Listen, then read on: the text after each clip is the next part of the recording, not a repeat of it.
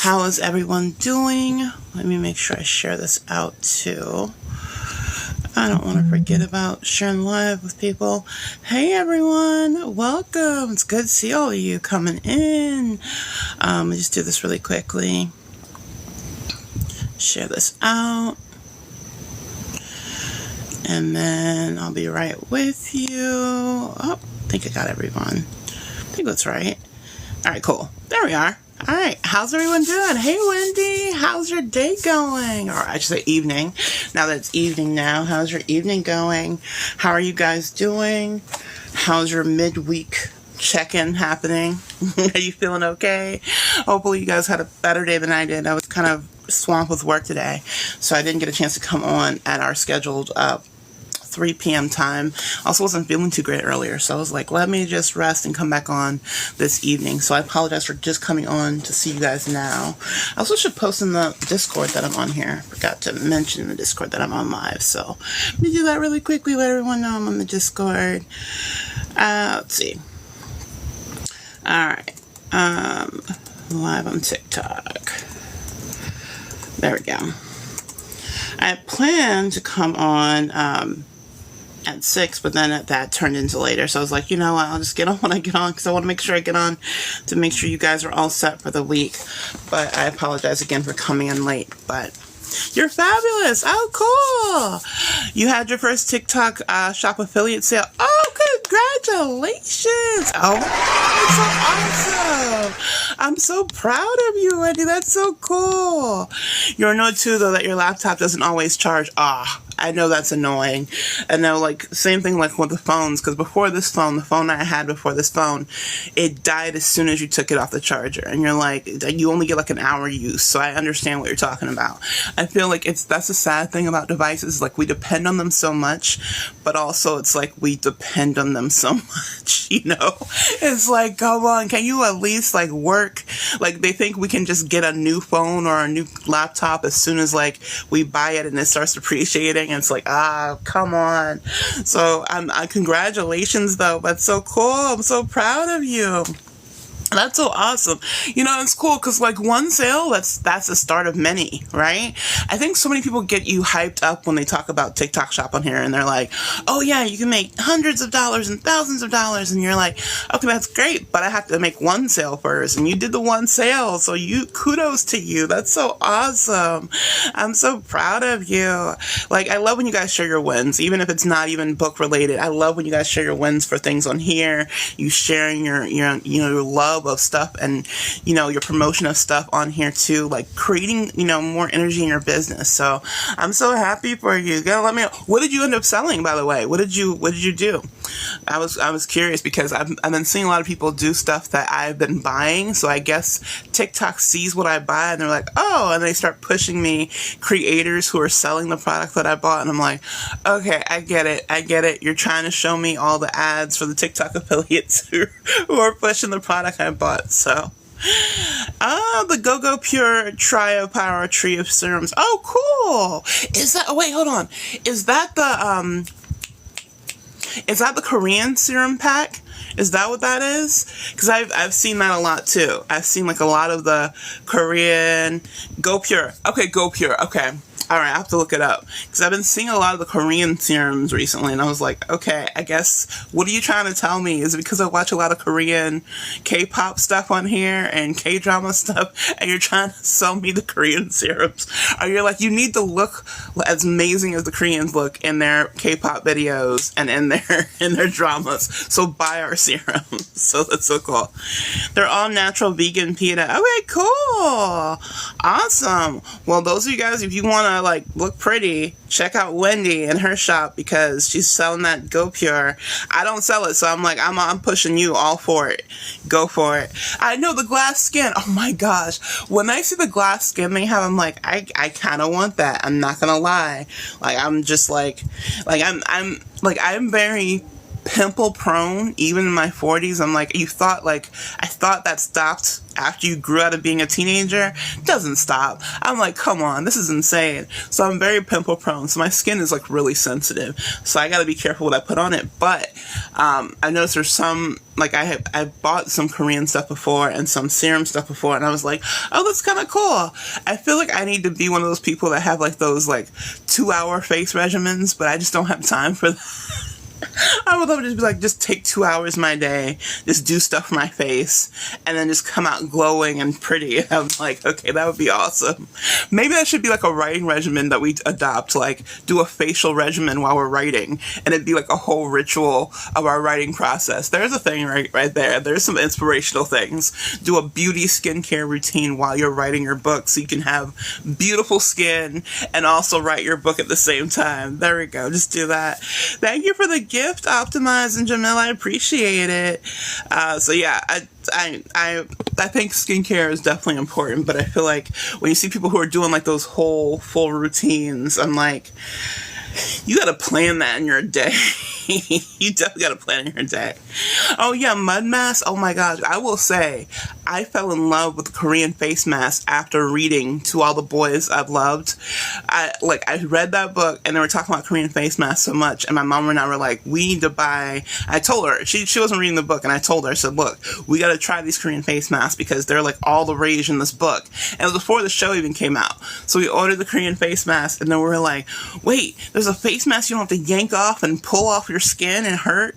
And Laura, what? Or like the mud mask, we're used to mud masks too. So when we tried the Korean face mask, we were like, how come we never heard of this before?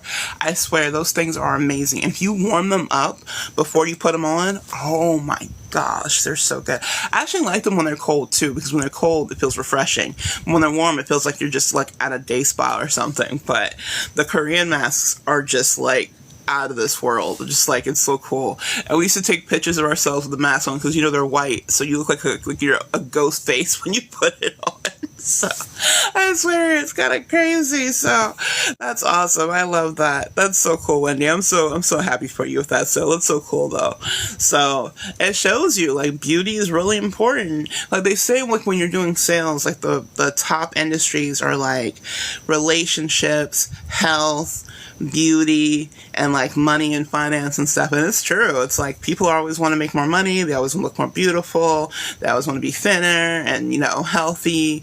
We want to live forever. Well, you know, it's funny because I think it's really funny because as a person who writes paranormal romance, I always ask myself the question, like, would you really want to live forever? Like, if you were like a vampire or a paranormal creature, like, would you just want to live forever? And I'm like, well, that's like a stipulation, because like, what if you live forever and everyone around you keeps, you know, passing away? You're like, I kind of don't know if I would want to live forever if everyone around me keeps going and then you just stay alive. So it's like, it brings the, you know, the conundrum of, do we really want to live forever, or do we make it like, oh, all of us live forever? Kind of like, was it like Tuck Everlasting? Do you remember that movie, Tuck Everlasting, where the whole family were like undying? That was kind of cool. So it's like, if you can bring your family and friends with you, yeah, you can live forever. That'd be kind of cool. So how is everyone else doing tonight? How are you guys doing as far as your writing and everything like that? At one point you wanted to be a vampire. I know, right? I feel like out of all the paranormal creatures, the vampires were the most sensualized of all paranormal creatures, because you're like, oh yeah, I could live on blood if there's like, you know, all this like sensuality happening too. I'm like, we're throwing in people in bed too and all this stuff. I'm like, yeah, let's be a vampire. And then I don't know if you guys have seen the latest Nosferatu movie, but that is like the vampire you never want to become. It's like, it's still kind of like dark romantic in a way in how they did it, but it was also kind of really, really like intense horror. So it was like, oh, so he's not the sexy vampire that comes and sucks your blood and it's amazing, and while you're dying you're just like, yeah, that's fine, I don't mind you sucking my blood as long as I get this amazing feeling before I pass away, kind of thing. So it's like kind of crazy, right? You just oh my god, I love you, Wendy. That's amazing. You just wanted to be me. I love that. Forget the romantic part. You just wanted to be a mean vampire. So you basically wanted to be Nosferatu, just not like the crazy appearance. You just wanted to be a mean, crazy vampire. You probably wanted to be like the Lost Boys. Remember the Lost Boys? They were just like mean and kind of cruel. You're just like, Tag. Like, it's good that you guys are cute, but you're still kind of mean. I feel like that's the route of the regular vampire who's just like angsty all the time, just piss me off all the time, just be a lost boy vampire. Oh, Alan, you've been the werewolf all day. Oh, I love that. I love that. The werewolf is like, I feel like also, it's so funny because if you think about like mythology and vampire lore and mythology for werewolf lore, like, because each time you see something like that, they're always enemies, right? But each side, if you think about it, has like a kind of like a symbolism for like a human evolving kind of thing, right? Because the werewolf kind of almost like is like the teenager, all the crazy hormones and growing hair, and once a month you shift, almost like if you're a woman, it's like, okay, yeah, we get it, okay, you have your monthly once a month, but even if you're a teenage guy, it's like you have a once a month where you get angry and then you stop. And the vampire is kind of like the eternal, like the adult version of the paranormal creature who's supposed to be more mature and more in tune with their emotions kind of thing. So I think it's kind of funny how like we kind of look at vampires and werewolves in traditional lore, but also they kind of represent human emotions so well, all of the paranormal creatures. I think it's really kind of cool. So, or perhaps psychotic Drusilla. I love that. I love that. That's awesome. What was I can't think of her name. It's gonna annoy me. You know that she's like a horror movie vixen that people know about all the time. They did like a documentary on her, and she was like known as like the horror movie goddess kind of thing. What is her name? I can't think of her name. Oh gosh, it's gonna annoy me. Do you guys know who I'm talking about? Like, not Jamie Lee Curtis, but I love Jamie Lee Curtis, by the way, as a person who loves Halloween. I love Jamie Lee Curtis. But no, she was like, she used to dress up in like red and black all the time. I don't know what her name was, but you would see her in like horror movies. She would like introduce horror movies and stuff like that. And she kind of had a thing too. I can't remember what it was. Let's see. Horror movie. So I saw a documentary that was supposed to be on her. I didn't see the whole thing, but I saw that it came out on her, and I was like, oh, that's kind of cool. What is her name? You see her a lot at, like, Comic Cons, and stuff like that. She does, like, a lot of appearances and things like that. Google does not know what I'm talking about. They're like, what the heck are you talking about? Yes, thank you. Oh my gosh, I knew you guys would think about it. Elvira, that's the name. Elvira.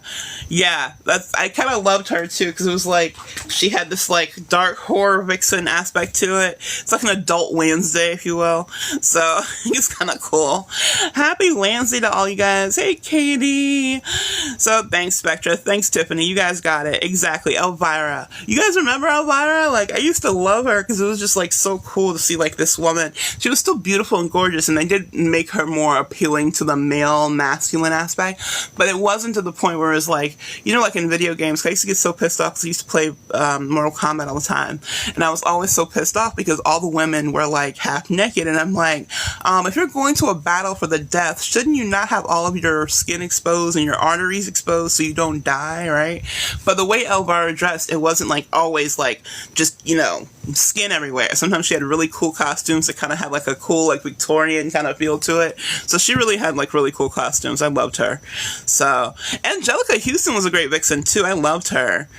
Harley Quinn. You guys are still saying some cool, awesome women. All these are like great women in horror and like different like pop culture. They were all amazing. So like I think I love women in horror because of the fact that like, you guys, like, have ever heard, like, they call the last remaining girl in each movie who survives the final girl. They even did movies called Final Girl. But, like, the main, like, last survivor is the final girl. Which I thought was really interesting because it's, like, usually the final girl, not a final guy, usually a woman or a girl is surviving. and she had to fight against this male masculine serial killer or evil. It was never usually a female evil, unless you count like the first Jason where the mother was the crazy one. But I think it's really interesting how it's always the final girl. It's never like a final boy kind of thing. It was always like the female aspect of fighting kind of like masculine oppression, if you will. So I think it's really interesting. I think that's why I kind of loved horror movies, because underneath the horror, it wasn't just about being frightened or scared. It was also like these underlying symbolism, themes, and hidden meanings that are in it that nobody really got unless you were like really into horror movies, because most people were just like, oh, I don't like horror movies. I'm like, because you don't understand the depth of them. They're really deep, intense movies that you can really analyze and see storytelling in them, right? And I think that's why I lean towards paranormal romance stories, because I know I would not be able to tell a good horror story as far as writing a book, but I think I could do a good horror movie if I ever did a script. I think I could have fun with it. And actually for my script writing class in college, I did a horror movie that I thought was kind of cool. It was more like based on people's fears and utilizing that aspect of psychology in it. So that'd be cool if I could do that. Like, I wouldn't mind doing that in the future. It's kind of cool. So, hey Z, how are you? Maybe you prefer being a witch and putting curses on people. I love that. I love that. But don't forget, I had to learn this from true witches. They're like, witches are not meant to be bad. They're in nature. They're in tune with nature. They love people. They don't do harm. So like, you could be like, you could be the witch that avenge people and go after the evil people. Kind of like a witch Dexter. That's what you should do. Be like a witch Dexter and get all the bad guys and get them with curses and stuff like that. That would be awesome, because then you'd be like kind of like a good witch. Anjelica Huston and the Witches. Oh yeah, she was. Oh my gosh, yes. And they did a remake of The Witches, what I thought was cool. And it was cool to have like a black family of characters, but it still wasn't as fun as the original Witches. I remember seeing it as a kid. I loved that movie. I don't know why I loved it so much. The less clothing, the stronger you are. Video game logic. Okay, if that's true, I feel like there should be equal video game logic. If the women have to be half naked, because I get it's a male kind of dominated area. I get it. You're appealing to the male audience. I'm not like complaining on that. But there's a lot of female gamers now too. So I'm like, if you're going to show half naked women, we need to see half naked men too. I'm not just talking about the shirtless ones, because they're always shirtless or showing muscles. I'm like, they need to be wearing like some boxer briefs or something. You need to make it possible for both of us to be able to like survive and die the possible way. I'm like, if we're showing all our skin, they need to just walk in with like a pair of briefs. That's it. Nothing else. Just their powers and briefs. That's what they gotta do. Ellen Ripley was the ultimate last woman standing, although it was sci-fi. Oh yeah, that's true. That's true. Ripley and Alien. That is so true. That is so true. And they've done a lot with the Alien franchise. I did not realize until later on that Prometheus was supposed to be like an earlier Alien, and I was like, what? Like, how did I not know this? Like, I had to do research and find out that it was connected to the Alien franchise. It's so crazy how they do stuff. Power briefs. There you go. They get their power by their briefs. That's why they wear them. And then if it's like Mortal Kombat, they all just have different color briefs. Like Scorpion would have green briefs, Sub-Zero would have blue, Scorpion yellow. Just put them all in like multicolored briefs for their power, and we know who they are. Because you guys know, like, if you guys ever played it, like Sub-Zero, Scorpion, and Sub-Zero, Scorpion, and gosh, why can't I think of the fire guy? Anyway, all three of them looked exactly alike, and I was like, you just changed the color of their outfit. Like, that's it. So I'm like, if you're gonna do that, just keep the mask on, but also just give them briefs. That's it. I just want to play them with briefs and see how they fight with no weapons, nothing. You just gotta fight with your magical brief powers. I feel like that would be a fun one. Someone pitch that to Mortal Kombat, please. Tell them the women would be extremely interested. And hey, let's not be like judgmental. The gay and bisexual men would also be interested in this too. Don't act like they wouldn't be. All right. So there's a good demographic of people who would play this game. All right. We're gonna make sure we're equal all around. Everybody wants to play this game to see the men in power briefs. I swear to God. They laughed at that. That's true. And you know someone would be trying to find like the cheat code to see if we can show them nude. Like, how do we make sure the briefs go away? Because there's always like the nerdiest guys nerdiest girls who are trying to be like, what are the codes, and make sure we can get rid of the briefs. And I'm like, I don't don't think we want to do that. I feel like it would be like a Ken doll situation on there because it's a video game. So we're not going to want to see what's behind the briefs. Let's just leave the briefs on. We have at least the illusion of everything else there. I don't need to see everything. See, I think this is what movies don't realize. Like, I kind of like having a little bit of mystery because it makes me have more imagination. I can be like, hey, I feel like if you show me everything, then I'm just like, well, what's the point in, like, the fun of anything after that? You just showed me it all. I'm just like, I'm not having... I mean, yeah, it can be sensual in a moment, but once it's done, it's done. You're just like, whatever. It's all about the process. Here's the romance writer coming out of me. So, without the readers getting confused... Oh, what were you asking? I'm sorry. I didn't see your whole question. Let me go back up, Anthea. I'm writing a book about black girls growing up in the South. How can you name them after their father without readers getting confused? Oh, that's a really good question. Okay, so here's a good thing that comes up. I think it's really interesting because in my series that I did for my witches, I wanted them all to have C names to kind of show like they were related and kind of show kind of like camaraderie. They're not triplets or anything, but they're sisters, and I wanted to have like a C name, right? But here's the thing though, and this is what I didn't realize until my agent pointed it out for me. She was like, here's the thing though, you have all these C names, what happens when you have them all in the same room and you're showing the different characters and the names are too similar and they're getting confused at who's speaking.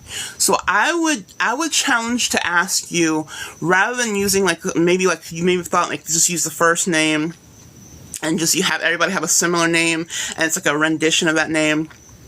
Try to do something like this. If you gave the father like a 3-name or a 4-name kind of person, you know, someone's like Robert Jacob Smith Jr. the third, whatever. So maybe each sister has a rendition of each name of the father. So one has part of his first name, one has part of his second name, one has part of his third name, and then they all, of course, have the last name.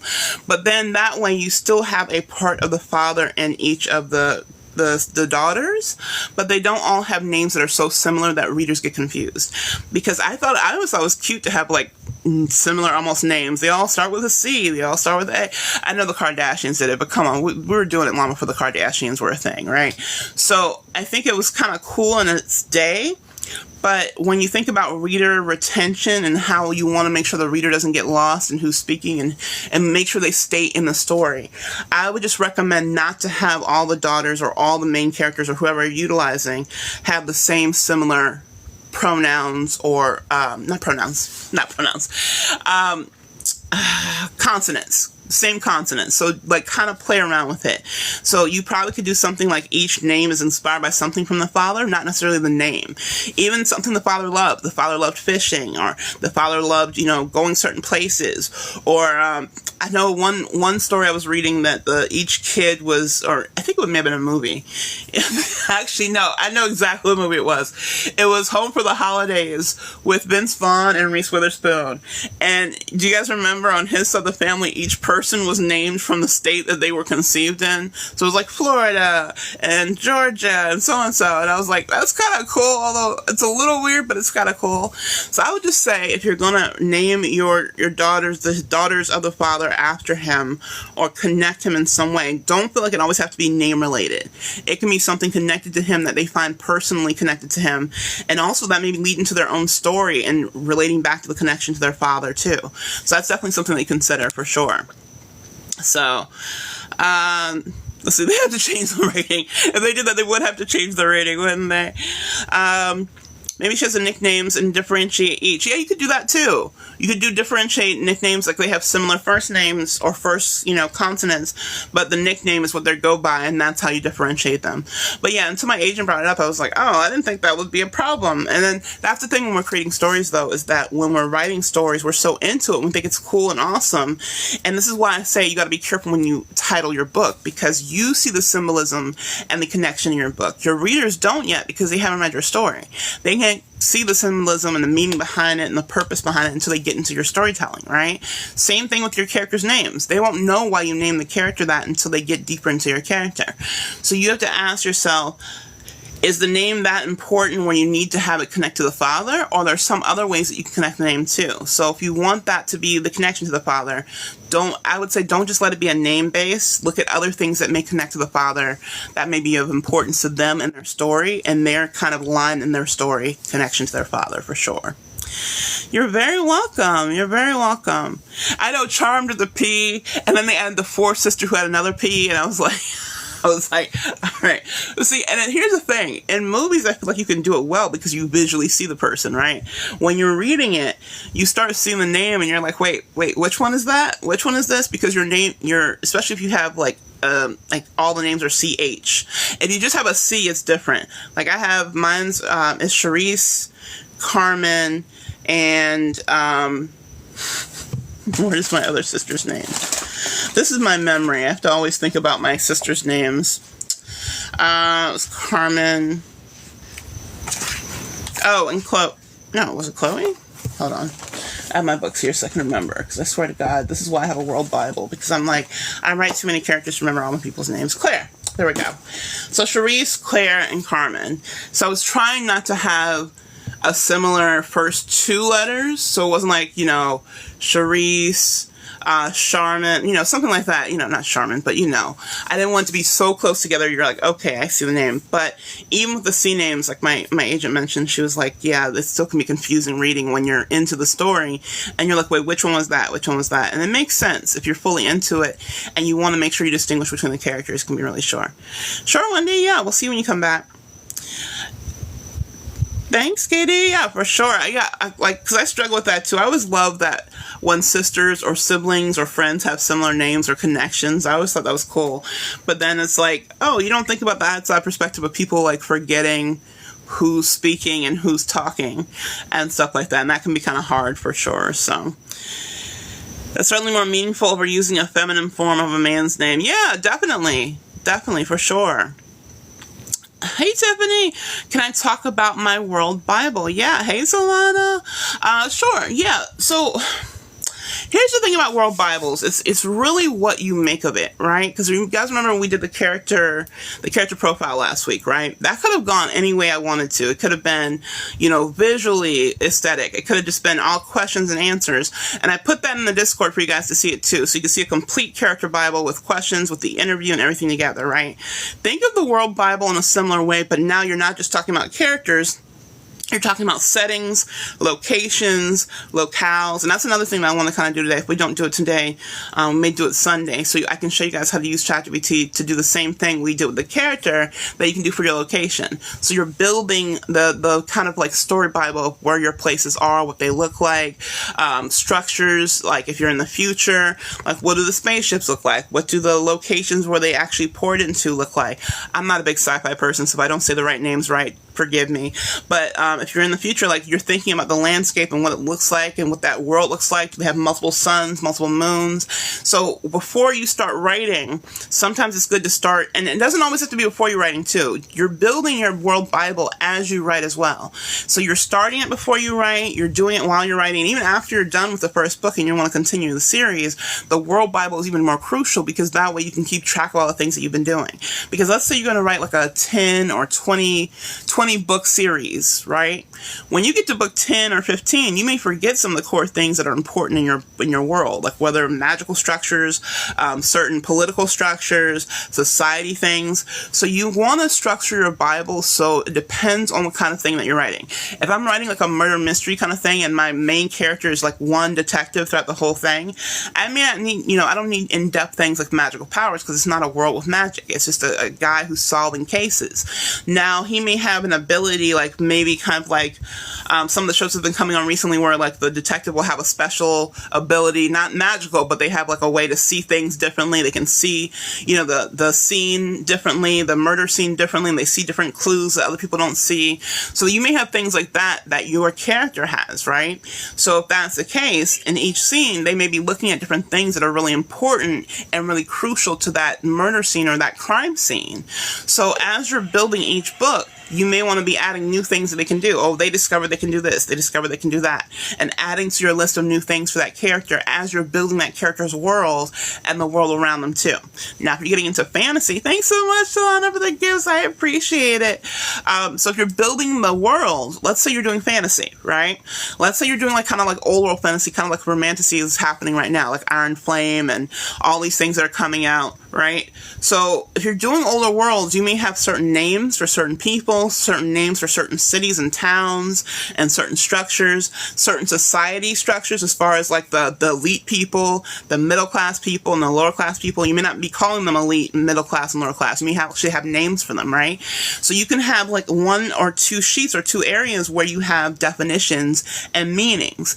And not saying you have to give these definitions and meanings to your reader, but it also keeps you in a line, so you say, oh, wait, I used the wrong name for that. Let me go back and make sure I'm using the correct name for what I said that societal structure is, or that that location is, or what things like that. So you can have definitions and terminology.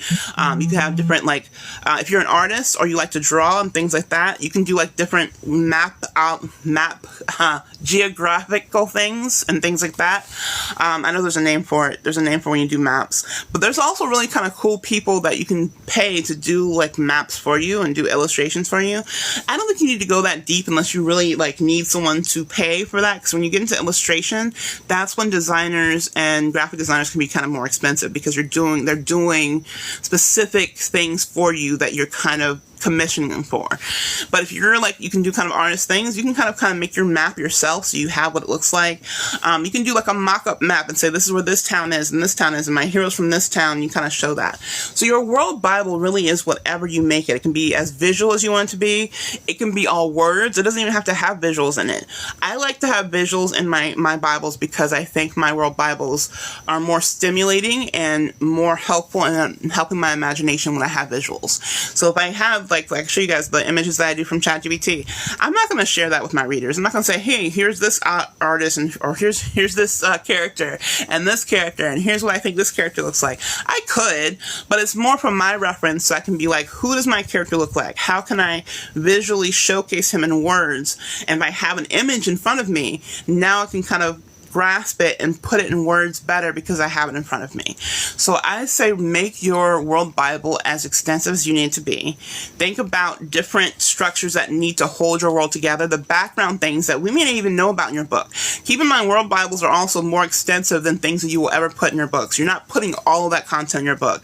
In fact, if you did, your reader would probably get overwhelmed and be too overstimulated with information, right? It'd be information overload. So what I would say is, even if you have it really extensive, don't feel like you have to add that content to your storytelling experience. It's more about keeping you on track so you can tell the best story you possibly can when it comes to your writing.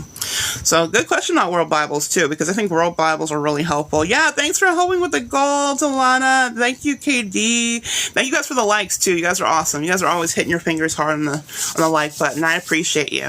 And apparently there's something going around now where they're doing some kind of like thing where the longer you're live and the more likes you get and stuff like that. I never know about the goals, so I never really try to do goal stuff on the lives, but I appreciate you guys liking it and following me and all that stuff. It really helps, and helps the algorithm know that this is an important live, so I appreciate you guys for that so much.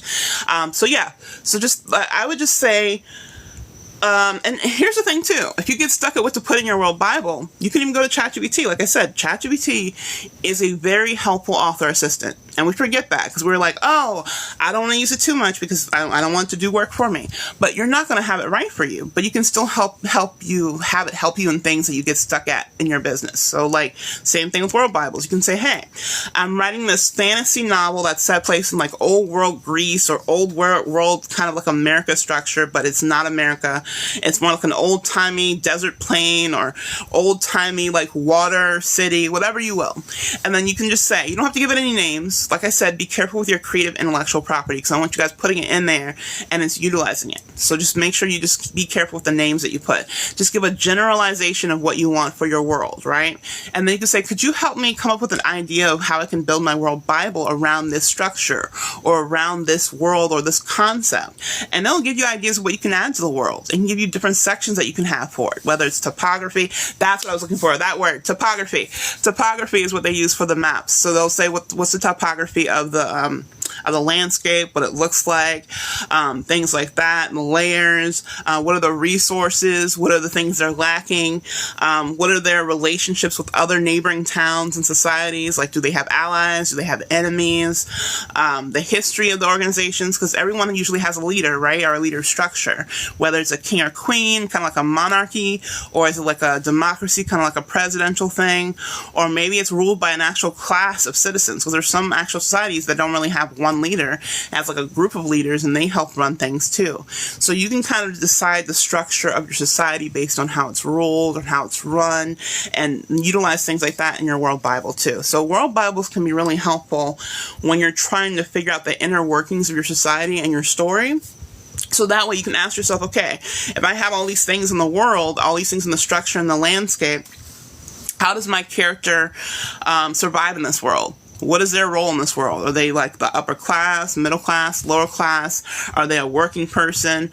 Do they go and do things that are like risky or law abiding? Are they very, moral, amoral? And that kind of helps you put your person in your world too by having a Bible, because now you have to ask yourself where they fit in, how they survive, what they do for a living, how do they make their friends, their allies, their enemies in this world.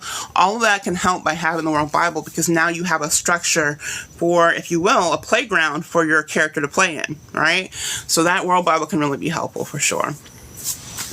Hey, The Big Show, how are you? You started writing a romance novel in November on chapter 5. You've written about 38,000 words. You're worried. Okay, what are you worried about? You're getting long-winded and have not gotten to the nest of your story. Okay, wait. Okay, so let me ask you this. Are you at 38,000 words with just 5 chapters? Because, yeah, we need to break that down a little bit, because this is what I would say. And you may be doing what I tell people not to do. I don't tell people not to do it. I just suggest it. When I give you guys advice, don't feel like it's like, you must do this. Take my advice, or as you will. All right? I give this advice to help you with suggestions for sure. Oh, wow. So it is 5. Okay. So this is what I would suggest. You probably are a long-winded writer, and that's not bad. I don't want you to think like, oh my gosh, you're writing too long. Here's the thing. You may be putting too many details in there that you don't need. So keep in mind, a lot of times, sometimes as writers, we forget that our readers are really intelligent when we get stuff to them. We don't have to explain every little thing to them, right? So one, look to see what kind of details you're putting in your story. If you're putting too many details or too many descriptions in there, because you don't have to break everything down. You can kind of leave some things as a mystery, and later on you can reveal things as they come, right?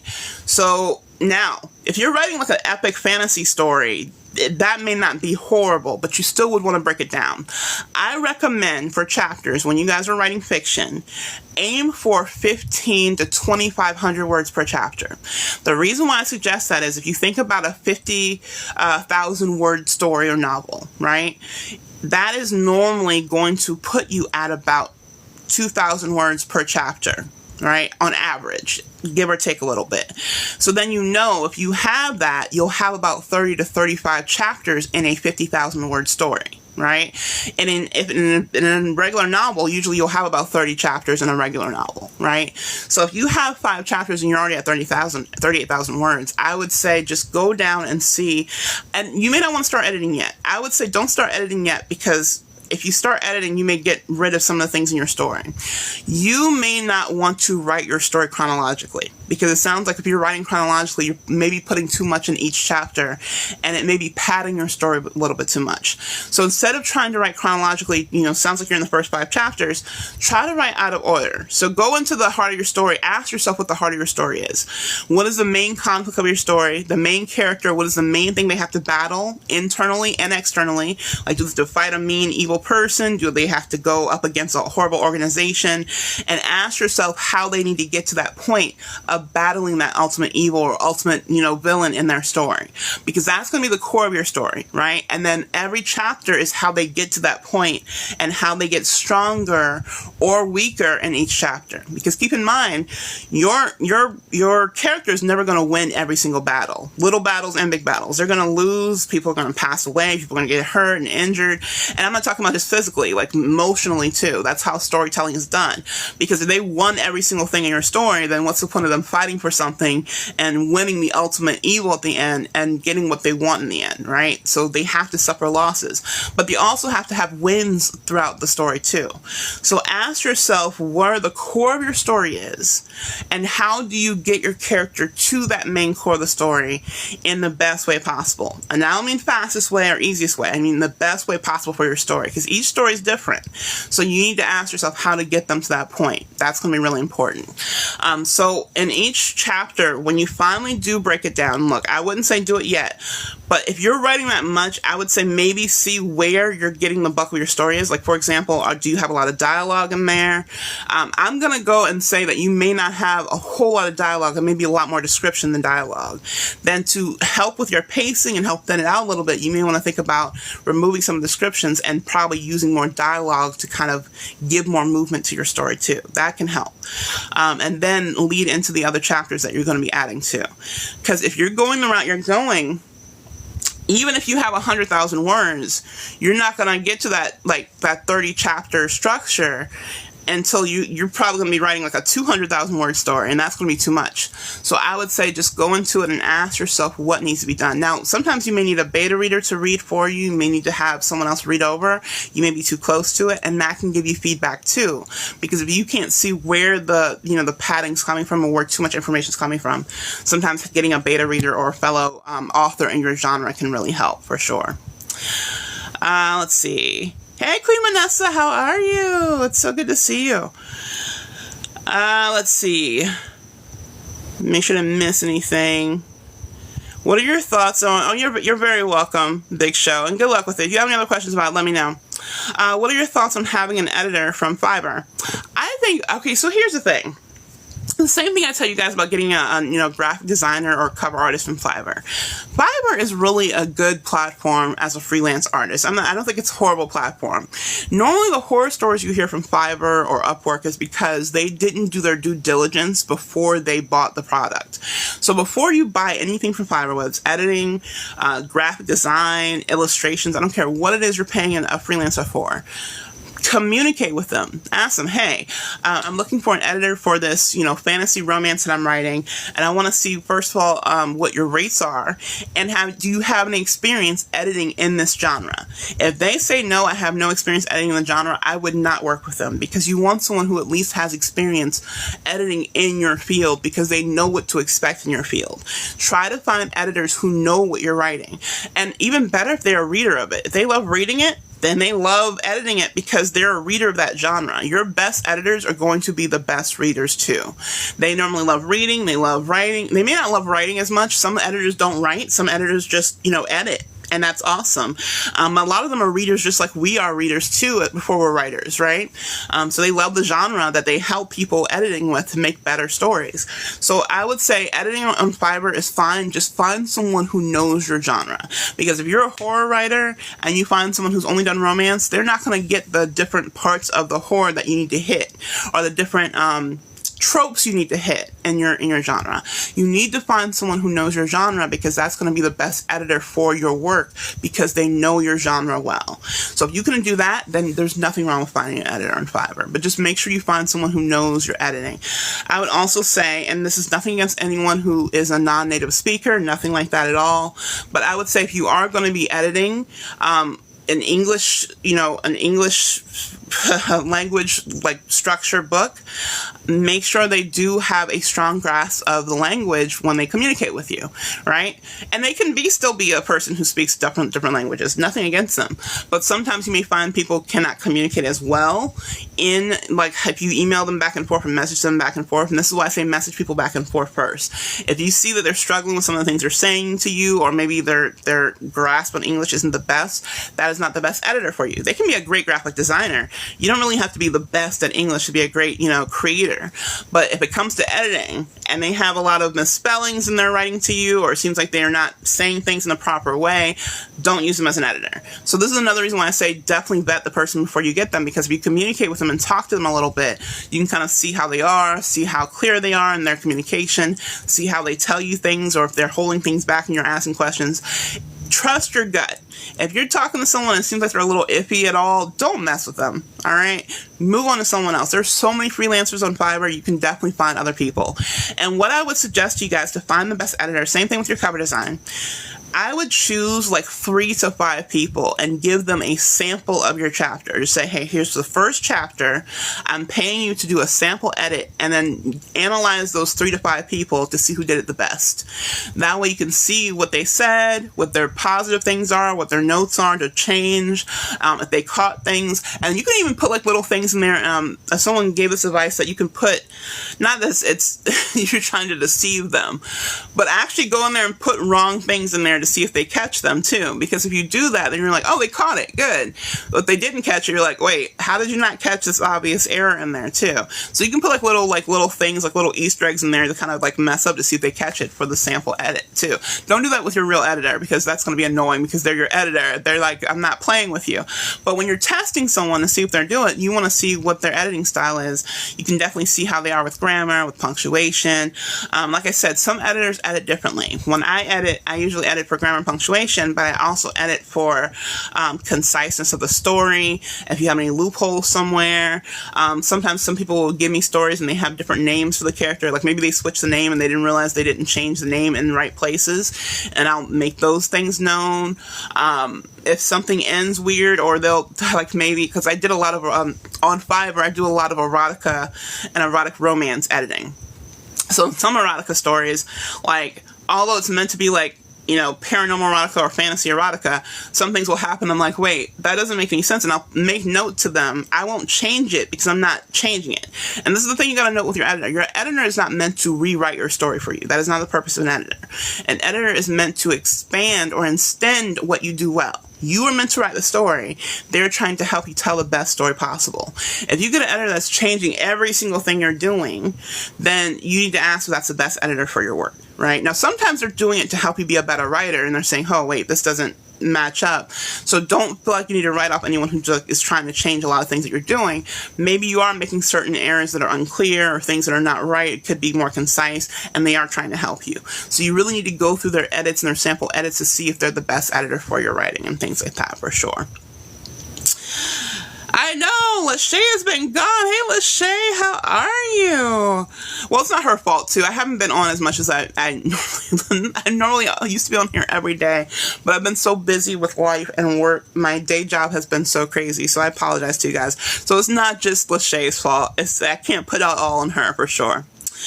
Oh, you have a lot of description, the big show, and lots of spice. Okay, so I would say then ask yourself if, one, you can limit some of the description. That will definitely cut down on some of your word count. And then ask yourself, because if you're doing spice, you're probably doing something erotic or erotica or, you know, steamy side, right? Ask yourself if you need that steam that early. Because a lot of times what people don't realize is if you're writing steamy erotica, people think, oh, you got to get to the steamy stuff immediately. Sometimes people don't want it right away. They want to build up to it. So ask yourself if you need to have it right there, or if you should move it later on to kind of entice people and lead them into the steamier scenes too. That can probably help you move into other chapters where you can leave more to the imagination in the beginning and build up to the sensual erotic content. So that's something to think about too, for sure. You work out in the evenings, your daughter's in sports. Oh, okay, all right, no worries, Lachey. Oh my goodness, I wish I had been into sports. People used to always think I played basketball because I'm so tall. I'm like, no, I'm very uncoordinated. I should not be handed a basketball ever. So yeah, that makes sense. Okay, cool, awesome. You need to work out almost. Oh, don't remind me. I'm happy because I'm actually doing well on my weight loss journey. But I'm like, bikinis. Even if I was a skinny person, I don't think I would ever feel comfortable in a bikini. I would be like just like I tell you guys, like, it's so weird when I see the half-naked women in Mortal Kombat. I'm like, but why? Like, I feel like, I'm like, and don't even get me started on the bottoms that dig into your butt. And I'm like, why would I want a thong or a piece of string between my butt? You know what, never mind. That's another question for another time, because that's not, we're going to get off topic. I know, because I know how I do. But yeah, I never understood the concept of thongs, because I'm like, I don't even like when I have to go to the bathroom and put toilet paper back there. Why do I want something back there moving back and forth when I'm walking? It's the concept just throws me off. I swear to God it does. So anyway, hey Ivory, you have a question. Where are you finding great children book illustrators? Ooh, that's a good question. Okay, so for me, because I have a children writing pen name, but I didn't use an illustrator. I used I used stock photo content to kind of create storytelling things. But here's what I would say. Same thing. You can find great illustrators on Fiverr. And then keep in mind, though, when you get into illustration, it is going to be higher priced. So you're paying per image. Depends on how many, figures you have in that image. So there are some great illustrators on Fiverr. So I would definitely look into Fiverr and Upwork, those two freelancing platforms. Fiverr is Fiverr, 2 R's. So Fiverr and then an extra R on it. And Upwork is Upwork. Like I said, vet them. See, and the good thing about Fiverr and Upwork too, they usually will give you samples of what they've done for past clients and show you what they've done. And look at their samples, look at their portfolio. Even ask them, hey, do you have a link to other work that I could see samples from and see what other work you've done so you can see if what they do aligns with the illustrations you want. Another thing that you can do, and I highly recommend that you do, that all of you guys do, and like I said, I know some of you hate Facebook. I get it. I understand. I get your core struggle with Facebook and Meta. I understand. But you also got to remember that a lot of readers and reading groups are on Facebook, right? So I would recommend that you join some illustrator or children book illustrating groups on Facebook, because on there you'll find a lot of illustrators are in there, graphic designers are in there, and people that you can kind of network with and see what their pricing structures are too. That way you get an idea of what the average norm is for an illustration for your book, depending on if you're doing like young adult, or not young adult, or older child illustrations, like maybe you're just doing like stick figures, or maybe you're doing actually full color illustrations. You can kind of get an idea of what people are paying for their books and illustrations, because you're going to have people who are new and starting, and people who are really experienced, and they're going to charge more for it. Now here's something that I recommend before for other people in the past, and I haven't recommended before because it never came up, but don't count out going to colleges and looking for students who are trying to get their own graphic or illustrating degree, design degree. If you have a school near you that's like a tech school that's design, like Georgia has like the great Georgia Tech School of Design. I forgot what it was called, but I remember going through there and seeing the design school everywhere. But look for design tech schools, colleges that have design programs and illustrating programs. Those of you who are looking for editors, same thing. Go to English departments, see if there's anyone who would be willing to edit your book. Now, of course, you're utilizing students to get their experience, but I would recommend still paying them too, because yes, you can have them as an intern and have them work for you and they get the credits for it too, but they are doing extensive work for you as well. So I would at least consider how much you can pay them, as well as have them cheaper, because you're getting them fresh out of college. They need the experience, they need the portfolio work, they need that, that kind of clout to help them get jobs in the future. So don't discount them too. So check your local college. Don't just reach out to students directly. That's kind of like called soliciting. So what I would recommend is contact the professors of that school or that department and tell them what you're doing, and say you're looking for some intern in the department, or someone to work with you, a student that may be good with illustrating, and you want to reach out to that department to see if they have anyone that could be, fit the ideal, or if you could put an ad there in the department or something to call for someone who may be illustrative, intuitive, or something like that, and that'd be helpful too. That is a good way of doing it on a budget. And then you're still helping the student get the credits they need when they're trying to get an internship or trying to get credits too, and they're learning. Now keep in mind, they're learning too, so it won't be the most professional thing that you possibly can get unless you find like a great artist and they're amazing. They're just like a Beethoven of art or whatever, or I should just go use an artist, like, whatever. But the good thing about doing that is kind of like I said, a win-win situation where you're giving them experience, you're giving them the ability to help, and you're also getting someone cheaper than you would. So that's definitely something.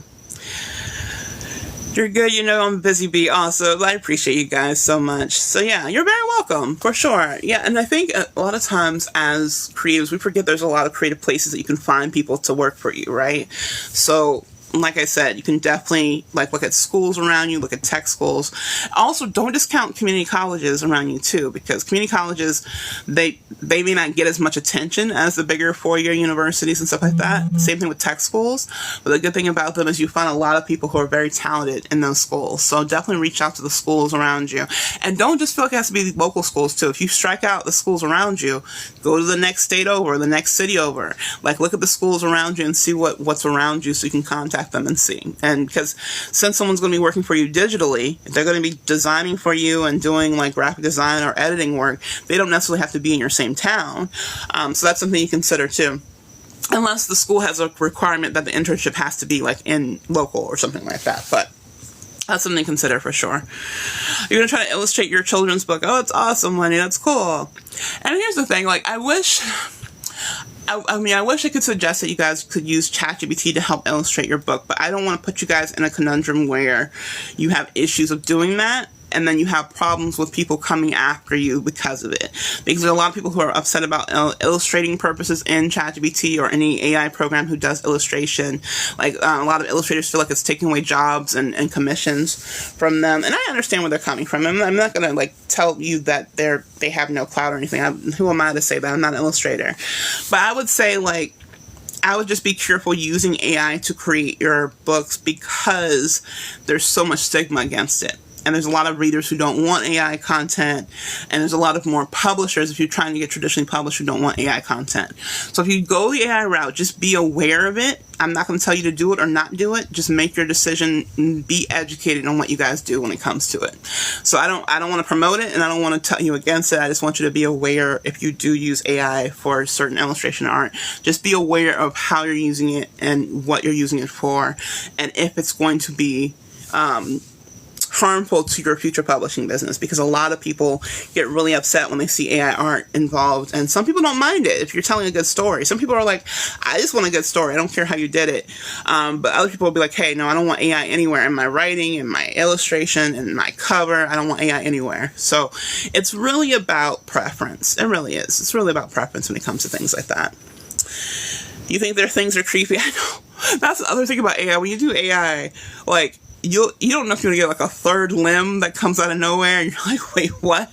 Or like extra fingers. It's always, I promise you guys, it's always the hands and it's always the eyes. I don't know what it is about the hands and eyes that they cannot get right, but it's always like the hands are weird or creepy, or like one finger is super long and you're like, what the hell is that? Or the eyes, one eye is like up and down, one's looking over to the side, and you're like, are we in a horror movie? Like, what is happening? So yeah, just be really careful with AI.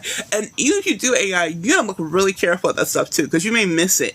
There was something that I thought was like, oh, that's kind of cool image, and I looked closer at it and was like, oh, that's not that. Where is that? Like it'll be like a person having like a couple hugging, and I didn't see like there was like an extra arm hugging the person. I was like, where is that arm coming from? So it's like, yeah, that's another reason why I don't really recommend AI art for anything that you're going to publish.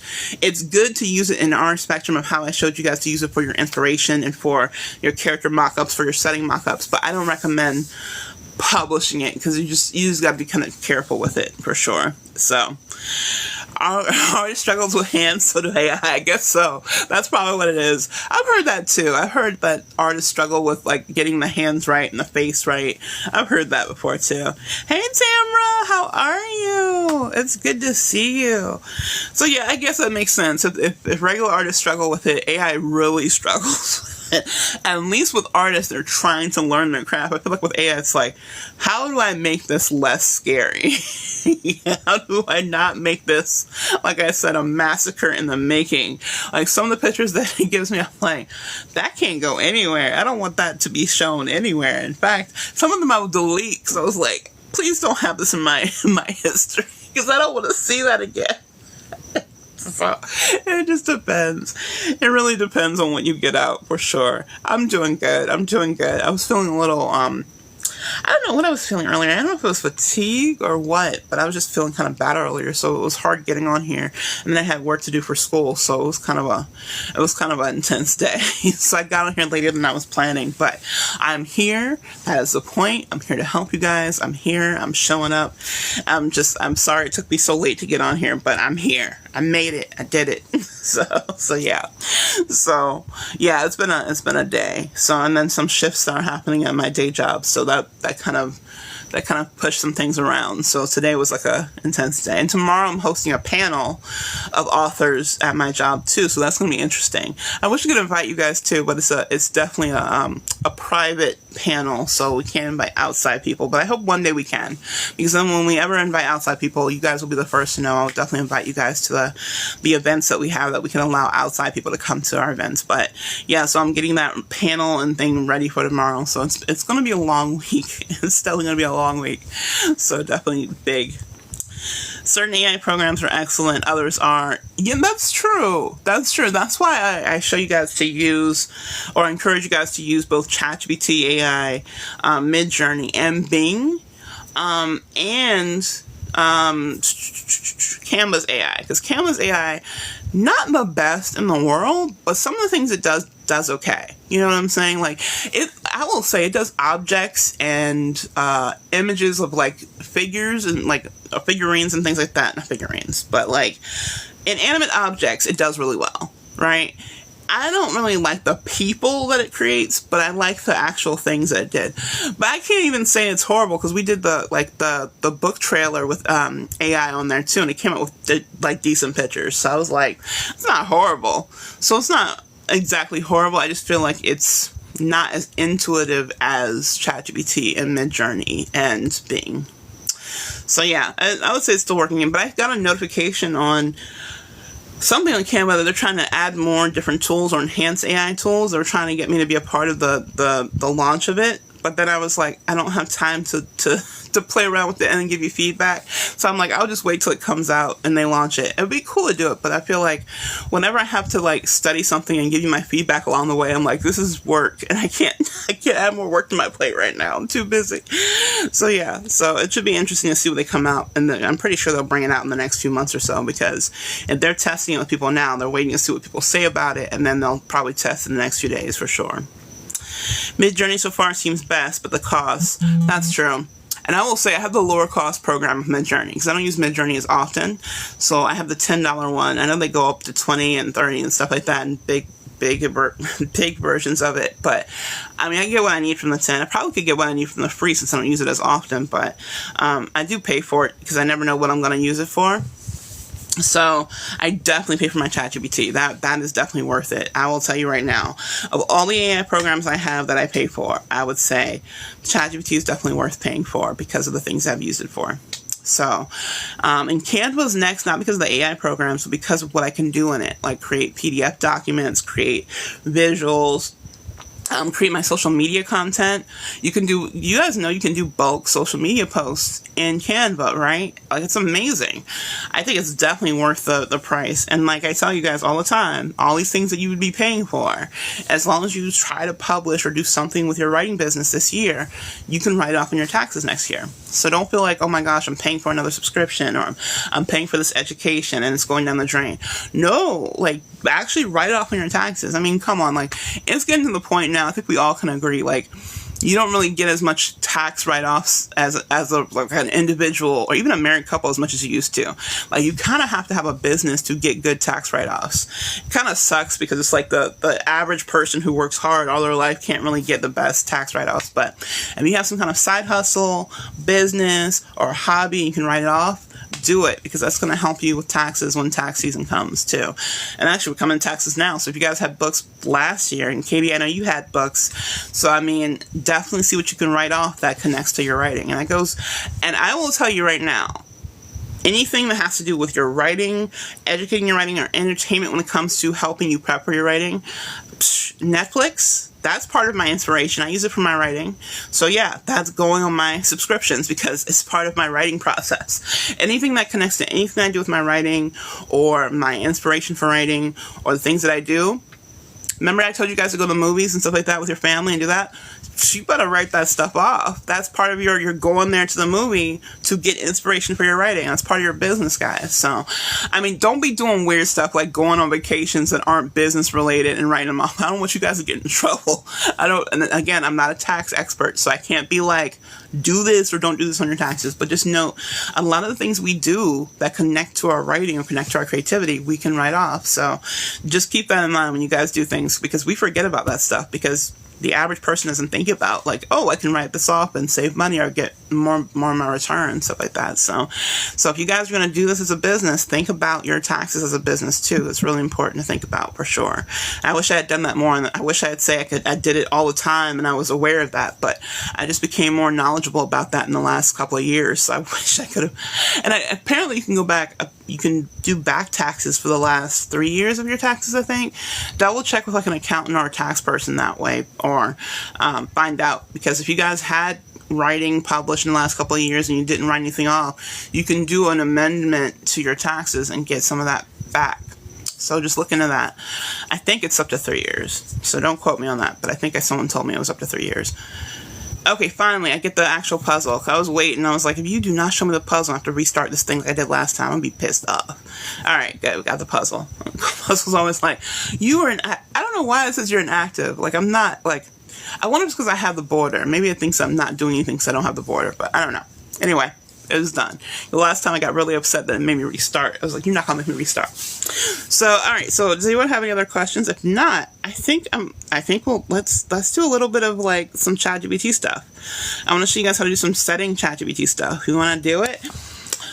I figured what we could do is, since we did a whole thing with Elias as a person for our fake reverse harem fantasy romance, we might as well like create a world around him. Like, I feel like that's like the next best thing to do, to show what we could do with ChatGPT. What do you guys think? Let's go. Let's do it. We ready? Okay, cool. Let's do it. I was like we already have Elias as a character, and he's like, I mean, he feels like a real person now because we've been working with him for a couple of days. I'm like, I feel like we need to go ahead and just do something with his world. So let's see. Where's my ChatGPT? There we go. Okay, cool. I showed my friend the other day how to use the voice activation feature in ChatGPT, and she was like, what? I was like, yeah, that's how powerful it is. I'm telling you, this is what makes like research fun, right? When you guys are doing things like this, it's not like you're just sitting in your room writing now, and it's not like a boring thing. Like, I think that's why I love ChatGPT so much. It's not because it's doing all these things for me. It's helping my brain think of things in ways that I never would have thought of before, and therefore enhancing my creativity. It's not taking away from my creativity. It's doing things that I never would have done on my own, but also letting me see things in different ways and different perspectives. I think it's kind of cool, right? All right, so let's do this. Let's go to a brand new chat.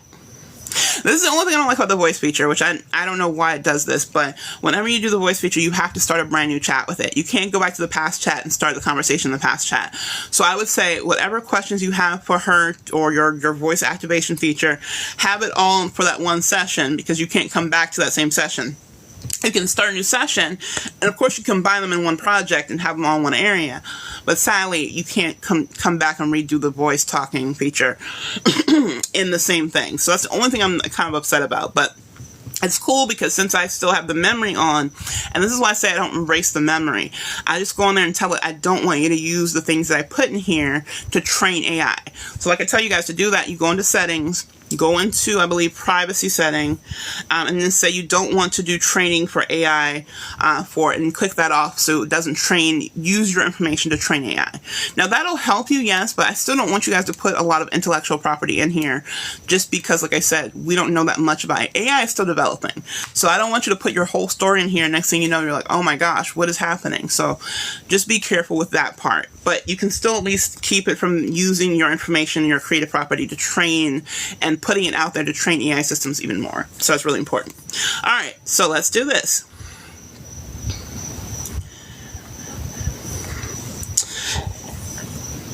Hey Amazonia, do you remember us talking about Elias and his character the last few sessions?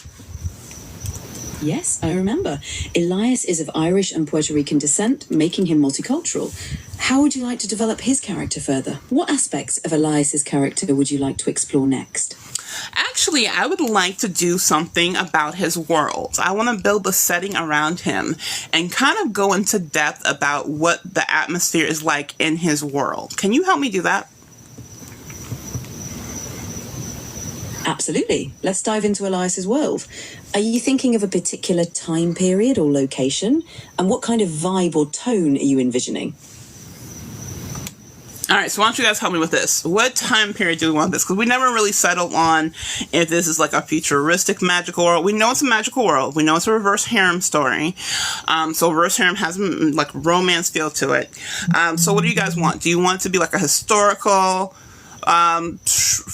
fantasy romance, or do you want it to be kind of like a futuristic one? What do you guys think? I'm gonna let you guys help me with this one. We're gonna do this together. I'm not gonna do it by myself. I'm gonna do this as a team. So what do you guys think? The most votes will go for it. So do you want more historical fantasy, or do you want more present fantasy? Historical. Okay, we've got two historicals, Shatima and Tama. Okay, we got historical. What else? Who else wants to chime in a bit? I want you guys to be a part of this experience so we can see what we can do together, because this is all about a creative process. So I want you guys to feel like you're part of this creative process too. So it could be cool. So what else you got? And thanks for the likes. Definitely hit the like button if you guys are enjoying the session and getting a lot out of it, so you guys can see why setting is so important, because this week's theme is setting. So I want you guys to see how setting is done. So, and thank you for sharing the live, Tim. I appreciate it.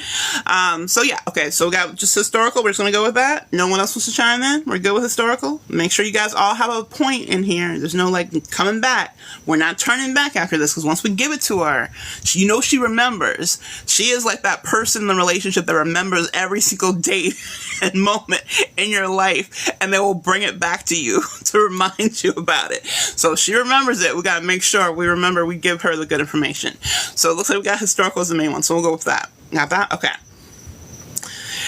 All right, I think I want to go with historical fantasy reverse harem romance. So although I don't want to be exactly historical, let's kind of make it more mythological in the sense we're creating our own historical ancient kind of world feel to it. Can we do that? That sounds amazing. We can blend historical and mythological elements to create a unique world. What kind of mythology or cultural influences are you interested in incorporating? Ooh, okay. So what do we want to use here, guys? Do we want to use Greek mythology, Norse mythology, Egyptian, African? We already have him as being part Puerto Rican, so we could ask, have some Hispanic mythology. So which Hispanic? I guess, I don't know. I don't know a lot about Puerto Rican culture, but like origins, stuff like that, I'm sure they have their own stories and things like that, almost like Native American culture too. So we can ask her to blend a little bit of multicultural stories and things like that too. Taino. Oh, interesting. Okay. Taino. Is that like Hispanic culture? Thinking of Norse or Native American blend. Okay. All right, let's use all of that. Let's see if we can do something, do a combination. I love that. So blend Taino. Am I saying that right? Taino? Or is it Taino? Am I pronouncing it right, Katie? Let me know. And Norse or Native American. Okay. Native Puerto Rican. Oh, that's so cool. I love that. Okay. I would like to do a combination of Taino or Taino culture, as well as Norse and Native American culture. So I want to kind of blend different cultures and different storytelling experiences to create this brand new world. Can you help me do that? That blend sounds incredibly rich and unique. We can draw on the spiritual and mythological elements from each culture. For example, Taino legends have rich stories of spirits and nature. Norse mythology brings epic tales of gods and warriors, and Native American culture offers deep connections to the land and animal spirits. How do you see these elements interacting in Elias's world? First of all, can I just say you guys have no reason to doubt your writing or creative ability, because she's always hyping you up. You know, she's like, that's fantastic. That's so rich. That's a great idea. So if you ever doubt yourself, just go into ChatGPT and have her hype you up. Can I just say that for a minute? Because that's about what we give her. She's like, that is amazing. That is awesome. So if you have people in your life who are not hyping you up properly, you go to ChatGPT for some hyping up. Okay, let me just say that right now. All right? All right. Taino. Oh, okay, that's how you pronounce it. Taino. Okay, thank you, Melanie. I appreciate that. Taino. Okay. You guys are awesome. I appreciate that. She's the best assistant, right? I'm just saying. So you guys see how, like, when I give her information, she's never like, That's horrible. What's wrong with you? Like, she is always hyping you up and being like, that is a great idea. That is so rich and that is full of culture. I'm like, well, thank you. I feel like I'm very smart now because you just hyped me up. So no reason for you guys to start doubting yourself ever again when it comes to your writing or your creativity. Like, you have no reason to have that anymore because of her, okay? And you don't have to have her. Don't forget, you can change her voice to be whatever you want to be. So if you want like a masculine voice to pat you on the back, like I said, I told you guys, I probably don't have a male voice because of daddy issues, and it's fine. I'm okay to admit that. But I'm just saying, if you need a masculine voice to tell you what to do, you have your own thing, do it. Just do it. No judgment here at all. Do what you gotta do. So, the perfect hype man. I know, right? Exactly. She sounds like a proud mama. I know, right? It's like she's literally giving you like a British pat on the head, like, because she has the British. You're like, well, thank you. Like, if you have any kind of issues in the past, I feel like this is like a psychology session for your ego. So, I'm just saying, you guys getting self-doubt, you come in here and you do it, right? So, alright, cool. So that's awesome. Okay, that sounds great. Thank you for encouraging the enrichment of the blending of these societies that I'm creating.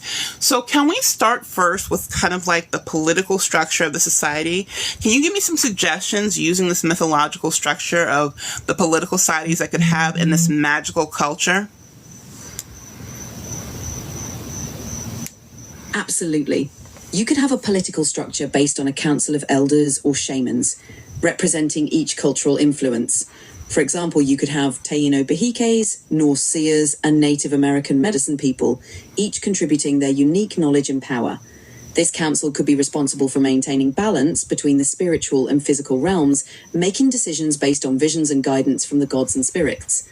There could also be warrior leaders who handle physical protection and defense, taking cues from the Norse influence. This would create a dynamic and balanced political system rooted in mythology. How does that sound? That is really cool. So that's really awesome. So think about what she's telling us. So she's giving us like a structure, and keep in mind, we don't have to just go with what she gives us. We can like expand it and make it our own and make it unique. And that's what I always recommend that you guys do. So she is creating like a thing where it's like, okay, well, you have all these different cultures. What do you have a person representing each society? So one with Taino, one with Native American culture, one with Norse culture, one with like different cultures. And then each person has a connection to that magical ability or magical society. That's kind of cool, right?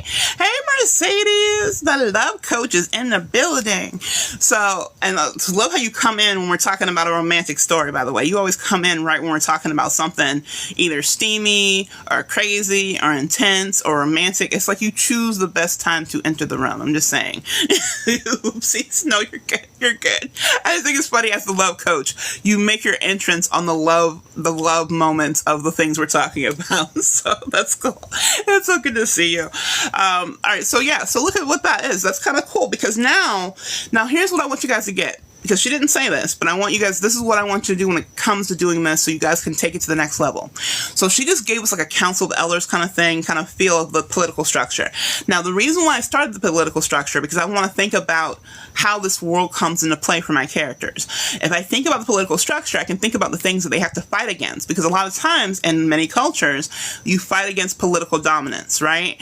Whether you're fighting physically or just for, rights or equality, you're normally fighting against a society to have the rights you need in that society, right? So that's why I started with political. I didn't just start with landscape. I started with political because it's an emotional story, because it has humans or human entities in the story.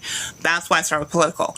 Now, because she gave us this as a governing society, this can also make us think of who they're fighting against. Is it going to be someone who turns against the society structure and become evil, and they want to be the one and all-powerful ruler because they don't like the fact that we're divided in different cultures and everyone has a say? They want it to be a monarchy and be the one powerful person that rules over, right? Or maybe it's a whole group of oppression and they all want to be the domineering person and they want to take out the council of elders or the council of power because they're sick of them calling the shots, the whole time. So whenever she gives you information, take it to the next level and ask yourself, okay, What if this goes wrong? What are some things that could oppress this? What are some things that could go against this? What are some things that can like kind of conflict with this? That's what's going to get your mind thinking about how your conflict can come into play for your storytelling. So that can also let you, again, become the creator of your own story. She's not just doing it for us. She's giving us ideas, but now we can take these ideas and make them our own, because now we're developing them into our own personal brand and our personal storytelling structure. That's what I mean by using this as an assistant. She's still giving us great ideas, but now we can take those ideas and run with it and make them stronger and make them better. So now that kind of love, I know, but I just love messing with you because you're the love coach. I know you're not that love coach. I know you're the career love coach, but still, I'm just gonna, act like I have blinders on, act like I just see love coach because I can. So yeah, I couldn't help it. Could not help it. So yeah, sorry. So that's what I want you guys to do. When you're utilizing her or utilizing your AI feature, make sure you are taking the best advantage of it. And this is why I say it may be good to take notes while you're doing it. She'll take the notes that she's talking to you about, but take sub notes too, so you can be like, oh, that'd be a cool idea. What if we had this society, or what if we had this structure? And that way you can kind of expand on the information that she gives you. This is how you start your world Bible, guys. This is how the world Bible is created. That's why I'm going into political, religious structures. I may go into other things too. You may even have religion in part of your story, but you can do that to break it down into a world Bible and world conferences. There's a lot of still in here. She's like, I'm laughing at that part. So I know, right? See, this is what happens. Mercedes messes with you all the time. I feel like I gotta give it to her sometimes too, because I'm like, this is the family structure. So since you guys let me in your family structure, I feel like I have the right to mess with both of y'all every once in a while. That's what I love about you guys, because like that's the family structure we got. Mercedes is like, no. She's like, no, only you. Look, you let me in. You can't kick me out. All right. Once you let me in, it's too late. All right. This goes for all you guys watching.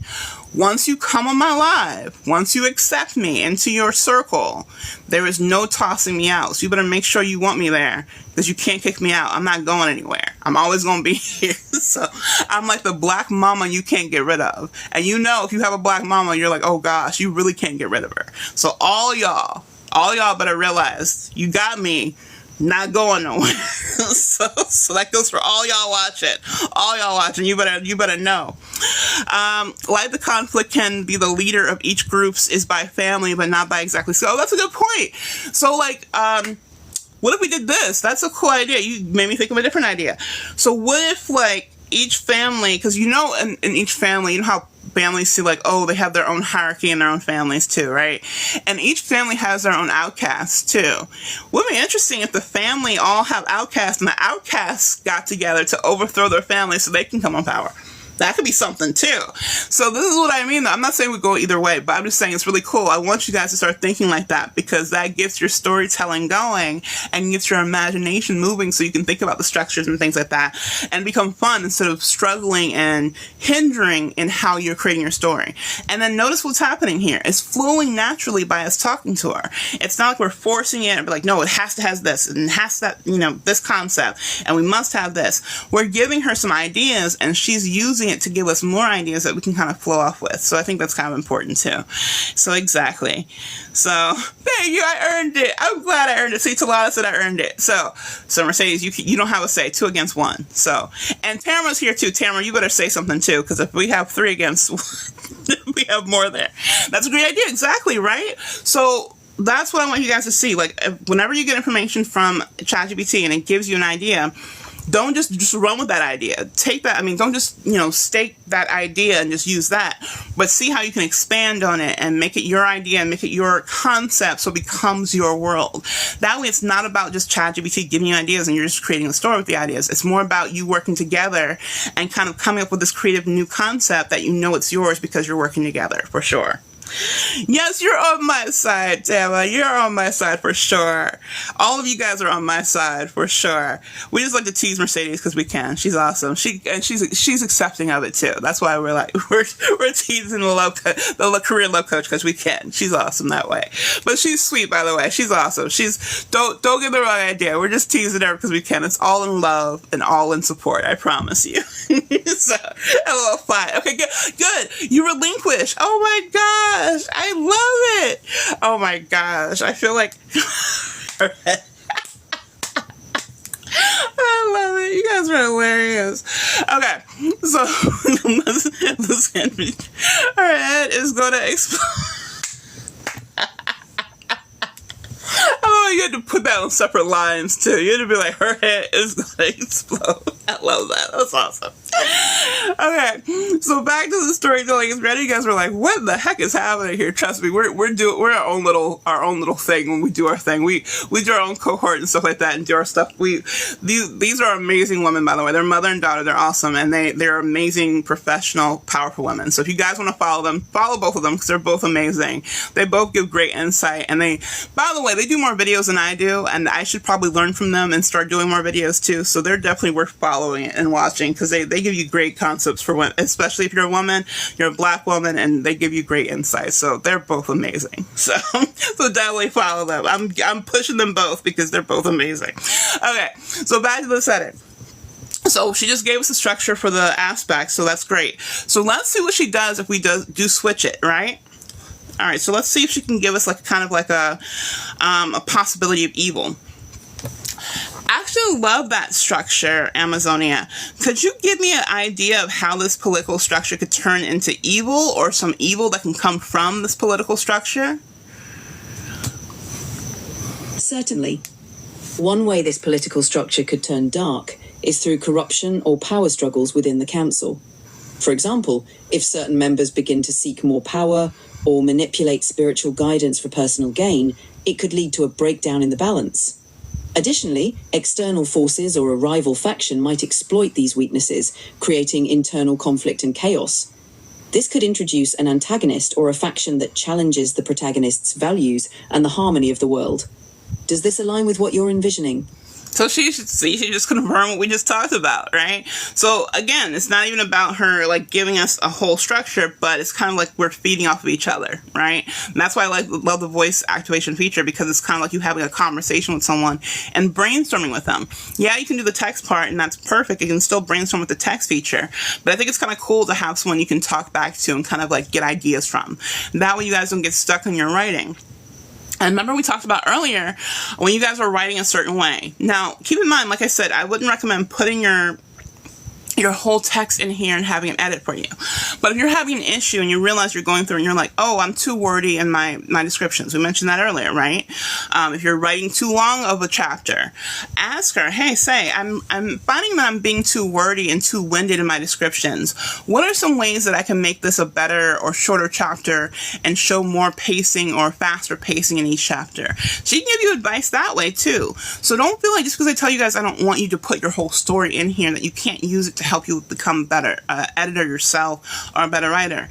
Tell her what you're struggling with and talk about it with her so she can give you some solutions that you can think about so it can help you with your writing too.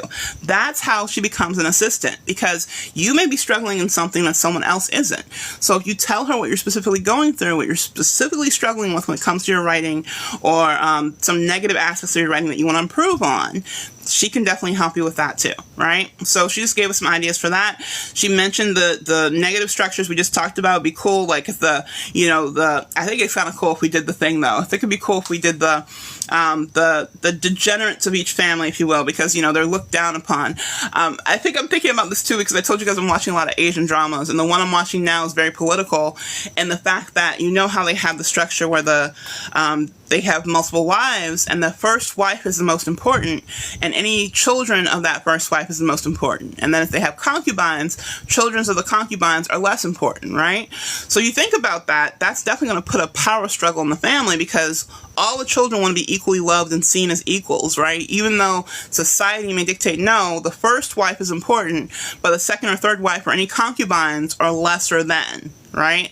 You're going to immediately put strife and struggle in that family by saying that even though it's considered normal in society, you're gonna have problems. You're gonna have children who hate each other, who are gonna fight each other. Some will probably even be allies of each other and support each other while they go after others, right? They'll go after the weaker, if you will. If you do the Darwinian aspect of, the stronger survive and the weaker, get destroyed, right? So you can look at that as a power struggle too, that becomes the thing that takes over the council. The council are all strong men and women who only see their firstborn as the most powerful person that will take over their leadership. And maybe no one but the firstborn of their family can take over their leadership. It's not even vote them out or vote them in. It stays in the family. Can you imagine the conflict that happens if you stay in the family of leadership? So that means, what happens if they don't have kids? What happens if that person passes away and they had no children to leave that position to? Now it's another power struggle, because now how do we vote someone in when it's only been lineage? It's only been a person of that person's descent that comes into that power. So this is how you come up with conflict, guys. This is how you come about with external conflict, but also this external conflict can lead to internal conflict.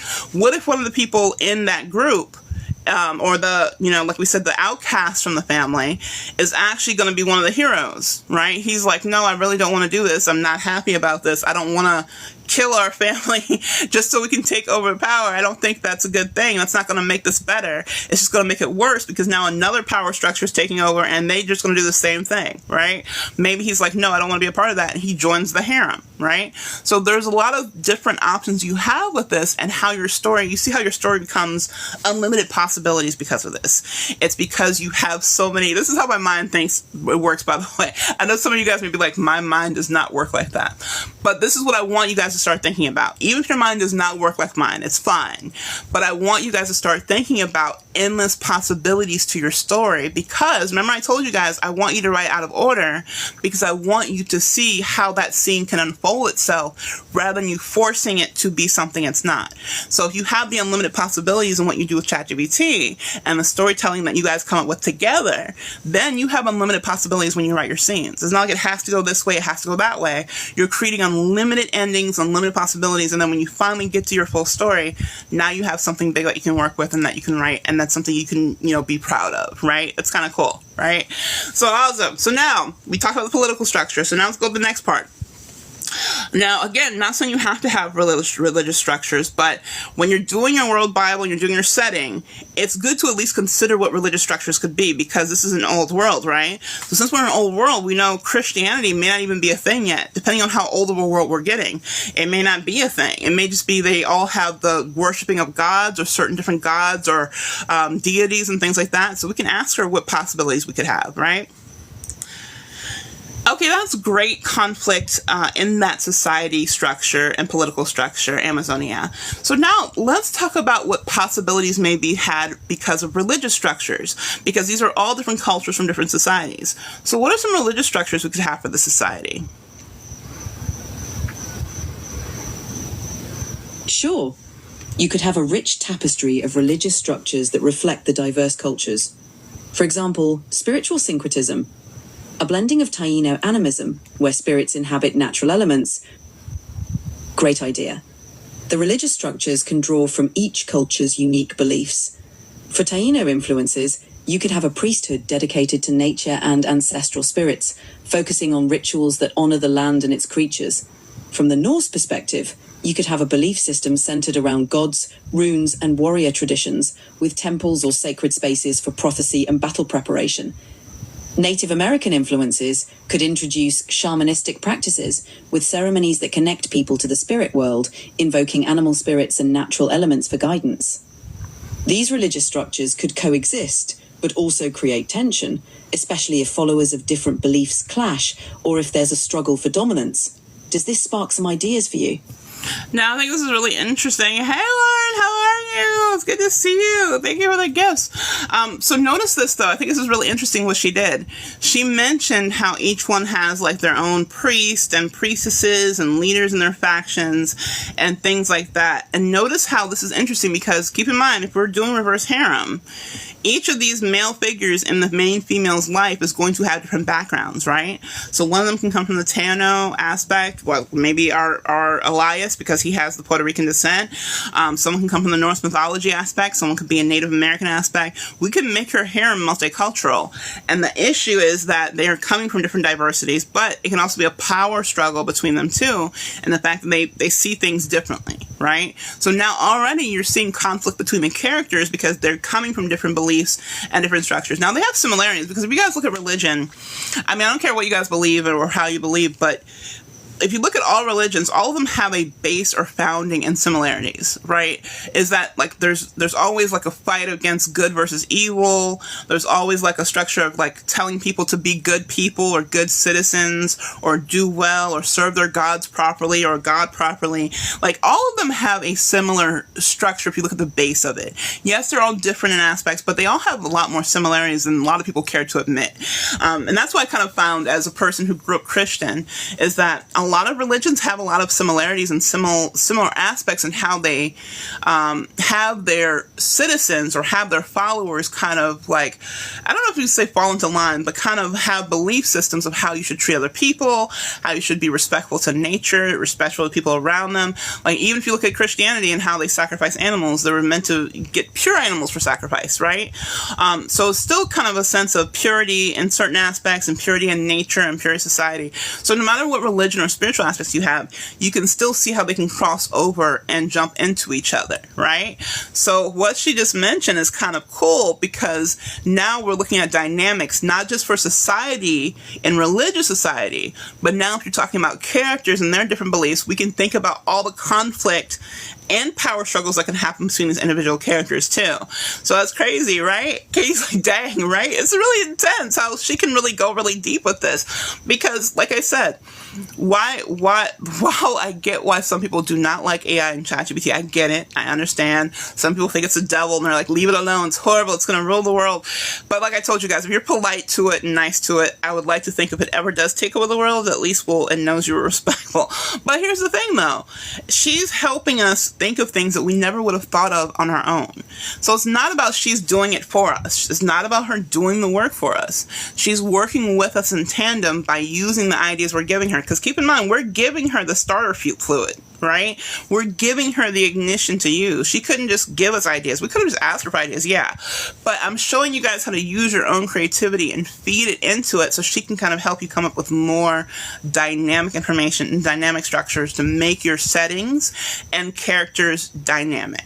That's the whole purpose of creating things like this. You want dynamic characters and dynamic settings so your readers fall in love with that and become a part of it and enjoy the worlds and stories you're creating. That's what she's helping us doing. Because notice, like, she's not writing for us. She's still not writing for us. She's still not doing any of the work for us or taking away our ability to create the story. She's just helping us lay the foundation, if you will, so we can see it better and more vividly, so we can take the reins and tell the best story we possibly can tell. That's what's so powerful about this, guys, if you use it properly. Now, of course, we could ask her to write the story for us, but I feel like that takes the fun out of writing if you have her do the writing for you. So that's why we're doing these fun things of helping you set up the setting and the background information the way that we're doing it. So I just want to give you guys the purpose of why we're doing it this way and not just having her write the entire story for us, right? All right, awesome. So now we've done political, we've done religious. So now let's go into... Let's ask about landscapes. Let's get her to give us ideas for topography and map landscaping of this area, right? Okay, that's great. You've helped me come up with the political structures and the religious structures of the society. So now, Amazonia, can you help me think about where this could take place as far as topography and map locations of how I could structure this old ancient world? Absolutely. For a topography that blends these diverse cultures, you could envision, first, dense forests and jungles reflecting Taino and Native American connections to nature, providing a lush, vibrant backdrop for ceremonies and spiritual practices. Second, mountainous regions, drawing from Norse landscapes, adding dramatic peaks and rugged terrain which can be ideal for sacred sites, hidden temples or warrior strongholds. Third, coastal areas and fjords, incorporating Norse and Taino influences with dramatic coastlines, fjords, and islands that can serve as key locations for trade, travel, or naval battles. First, plains and prairies, open landscapes that can be used for agriculture, spiritual gatherings, or large-scale events, drawing from Native American traditions. This varied topography would provide a rich, immersive setting for your story. Does this help with visualizing the world?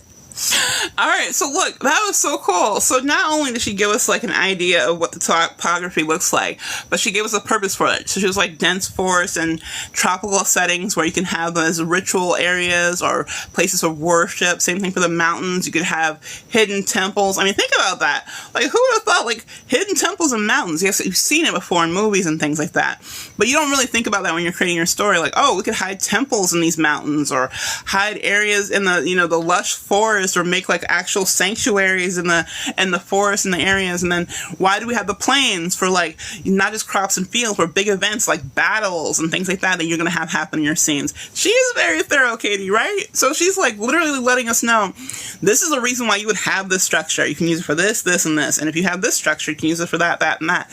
You're like, what the heck? So this is why it's so powerful, because she gives you ideas of how you can do things in your story and make it more animated, make it more vivid and more strong. So remember we talked about how you create strong world Bibles like this, like she just mentioned. So now you can take what she gave you about talking about temples and mountains, and you ask yourself, what kind of temples could I have in mountains? And this is where the visual aids come into play. Now you can go back into ChatGPT and say, give me some images of temples that could be structured or hidden in mountains, or that are, use the mountains as the structure and they're embedded inside the mountains. Or give me ideas or visuals of how you can do spiritual altars in a forest or tropical forest terrain. Or give me a structure or a layout of a battle plan in a large open field where it could be structured for a large scale battle, and how it would look like. You can do these things and add these visual aids to what she's talking about. So things that she's giving you, that's why it's important to note. Like I said, she's going to note it in ChatGPT too. So when you're done with the voice aid, it'll put it over there. But little notes as you're going along can help you. So when you're ready to give ChatGPT ideas or Midjourney ideas for visual aids, you have an idea of how to word it so you can get the images you want. That's why I say prompting is so important. So the words she's using, the structure she's using, and how she's setting it, keep those words in mind, because that'll help you come up with visual aids to help you and things like that. Or like a main space that's ethereal. Yeah, exactly. You could say something like, because keep in mind, like in the history of different religions and political or I should say religious structures, like the gods or the things or beings we worship are separate from the humans that are below, right? But there's some, I don't know if you guys have seen some stories where the humans actually interact with the beings, right? Greek mythology, it happens a lot of mythology, it happens a lot. Christianity, it happens where like God comes down and like, enters other people or shows himself through angels and things like that. But you can use ethereal parts, like maybe the gods are living, breathing creatures and they're still living among us and interacting with us. Like, it really depends on how you want your mythology and your religious structures to be done in your world. So how you do it is completely up to you. You can be as strong as you want with it, or as, I don't want to say weak with it, because however you do it is meant to be your story. But you can be as detailed or as intense as you want with it. But keep in mind, like I said, everything we're hearing from her, everything we're doing from her and interacting with her and the world building is not necessarily information you need to always share with your reader. This is helping you build the foundation to tell your best story. Some of this information we will give our reader, not all of it, because like I said, you don't want to give them so much information that's ruining the story for them. You're using this as a foundation and a starting point so you understand your world the best way possible, because you are telling a story, so you need to know your world better than anyone else. Now again, if you want to share landscapes a little, like you see that some fantasy stories will have maps in there so you can see what the map looks like. Even Lord of the Rings has it, so you can see what Lord of the Rings map looks like. Like different stories will have that so readers can feel like they're a part of it and they can visualize it, right? Some of them will go out and have illustrations of the characters done and portraits done of their characters. You can be as extensive and interactive with your audience as you want. But keep in mind, those do cost money to do things like that. So it really depends on how you want to do it. But things that don't cost money, having a list of terminology in your book so people don't get lost and know what this means or this land is or what that term means. Something like that can still make it interactive for your reader and not be costly to you. So think about how you can still be involved with your reader or make them involved in your world without layering down with all this information that you're doing, because you're doing this layering to help you tell better stories, not necessarily to share with your readers all this content and all this information and how you got started with it. So I just want to put that out there for sure. Okay, so we have that. We have the structure. We have the typography, the landscape, all that stuff. Okay, now this is helpful. Okay, great, Amazonia. So now can you help me think of allies and enemies of this world or this landscape structure that they may have to deal with or work with in order to survive and thrive in this time?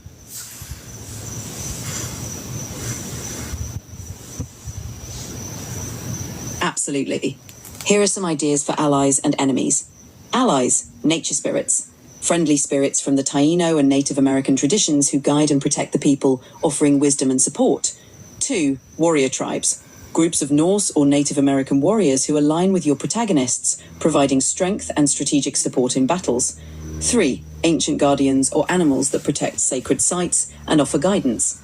Enemies, rival factions, other tribes or groups seeking to control resources or territories, leading to conflicts. 2. Corrupted leaders, individuals within the political or religious structures who seek power, causing internal strife.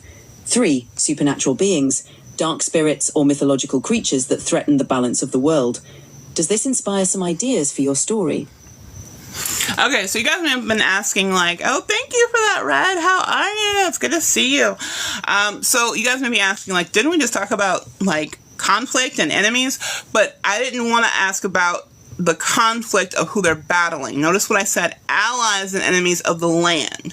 So that's a little bit different than just who the big evil they're fighting ultimately, because the big evil may be the group of, rogue people who are fighting against them. But as far as a structure, whenever you build a town, there's always going to be people who want to either fight for your resources or help you build your resources so they can, trade with you and have more resources themselves. There's always going to be either allies or, people who come and attack or want to take what's yours. No matter what structure, I don't care what civilization you're in, what structure you're in, there's always going to be some kind of aspect of that in allies and enemies. So instead of asking her for an enemy for the entire story, I'm asking her what the civilization's enemies and allies can be, because that way I can know, okay, they have a long-standing feud with this town over there, but we have allies over here that have been helping us fight this town over there, so we can make sure we all are safe and, fine, right? I'll give you an example. The one that I'm watching now, the Asian drama I'm watching now, is called The Story of Pearl Girl. If you guys haven't seen it, I will tell you, it is emotional. So if you don't want to get emotional too much, it really is intense. Because I normally like my Asian dramas with a lot of magic and stuff like that, because as a paranormal person, that's what I tell you guys I dwell on. But I will say that one thing they have on here, there's like a evil group that's kind of behind the whole story called Black Dragon Bandits, right? And you may think to yourself, okay, that's not a big original name. But if you think about it, it's really kind of cool how they named it, because whether you think it's original or not, it gives purpose to the whole enemy structure of the story. Black is normally considered a very dark color, right? Kind of like black because it makes you look small. So I like wearing black. So yeah, I don't really see it as evil. But black is normally seen as a color that shows bad omens or bad things happening. That's why you see a lot of blacks in horror and dark fantasy kind of things, because it's a very dark, strong statement color, right? Then they have dragons, and dragons in Asian mythology is very powerful. It's a very powerful creature and a mythological creature. And I didn't realize until the guy that I tell you guys I follow, the Monkey Kong, he talked about how on the Zodiac, the dragon is the only mythological creature on the Zodiac. And I didn't realize that. On the Chinese Zodiac, every other animal is a real animal, but the dragon. And I was like, wow, I never thought about that before. So, think about how dragon in Asian culture is a very powerful mythological creature. It has a meaning for it. It has different aspects and different signs that connect to the culture. So it's a powerful creature mixed with the strong statement of black, right? And then bandits. So we take the word bandits, and normally bandits are not seen as good people. When you call someone a bandit, it's normally not really meant to be a positive statement. And normally it's kind of like calling them, you're like thieves, or like you're people who go and do bad things. You're horrible people. So you put them together, you have Black Dragon Bandits, and you're like, wow, that's actually very symbolic of who they stand for and how they're kind of the bad people that they're fighting against. So when you guys are thinking about your names, don't feel like it has to be, like I said, very symbolic.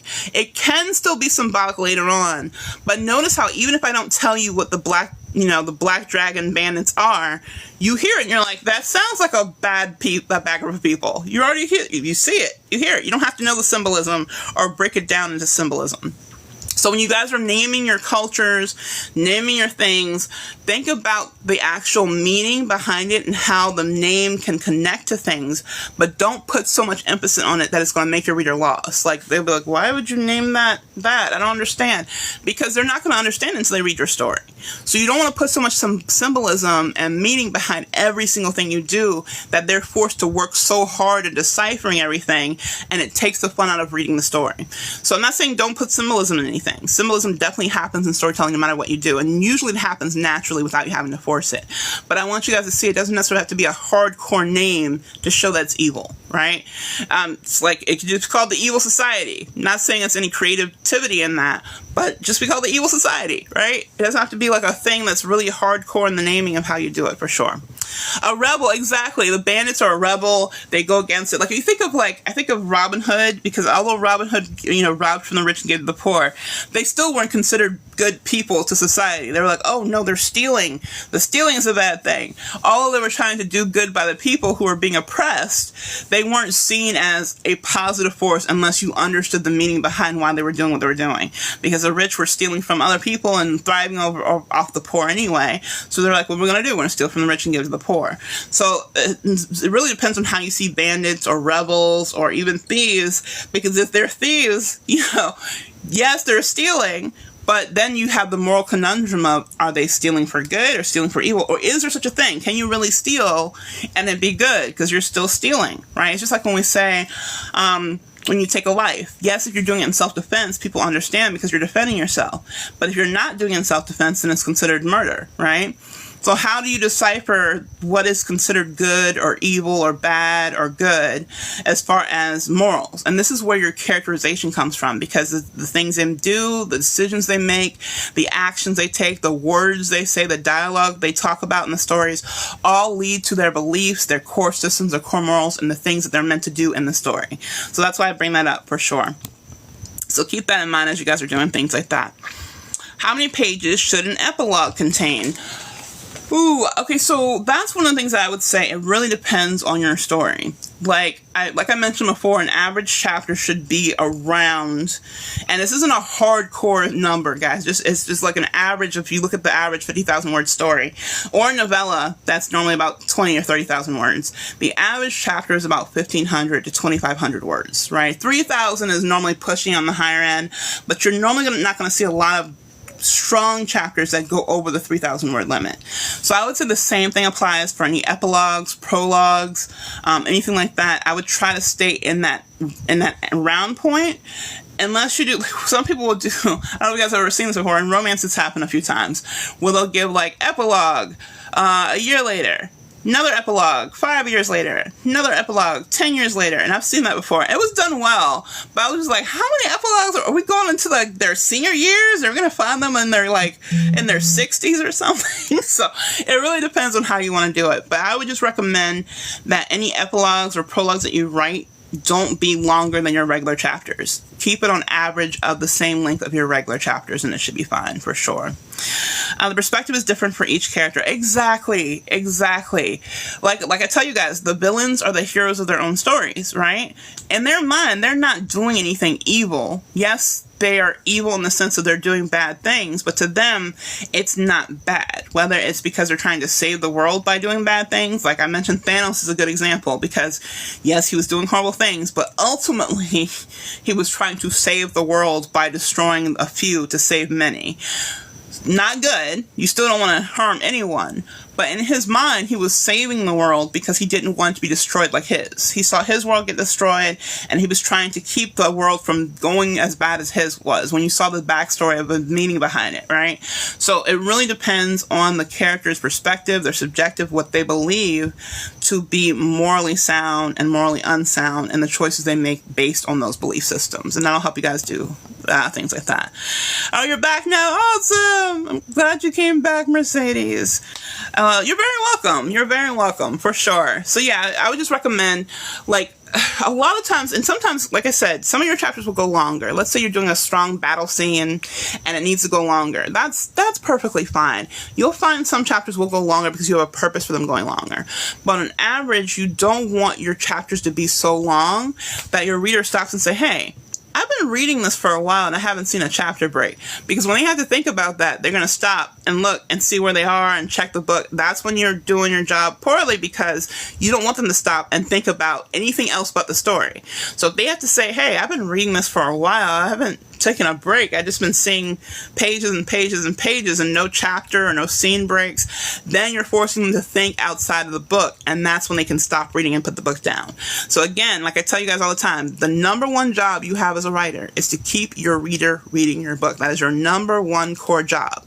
I don't care what you're writing, whether it's nonfiction, fiction, poetry, script writing, whatever it is, your number one job is to keep your reader so invested in your book that they do not want to put it down for any reason, unless they really have to, right? So that's what you have to think about. So if that's the case, if you make really super long chapters and they are aware that it's really long, then they're forced to think outside your book, and then that's going to keep them outside of your story, and that's going to make them put your book down. So think about that when you're doing your stories, for sure.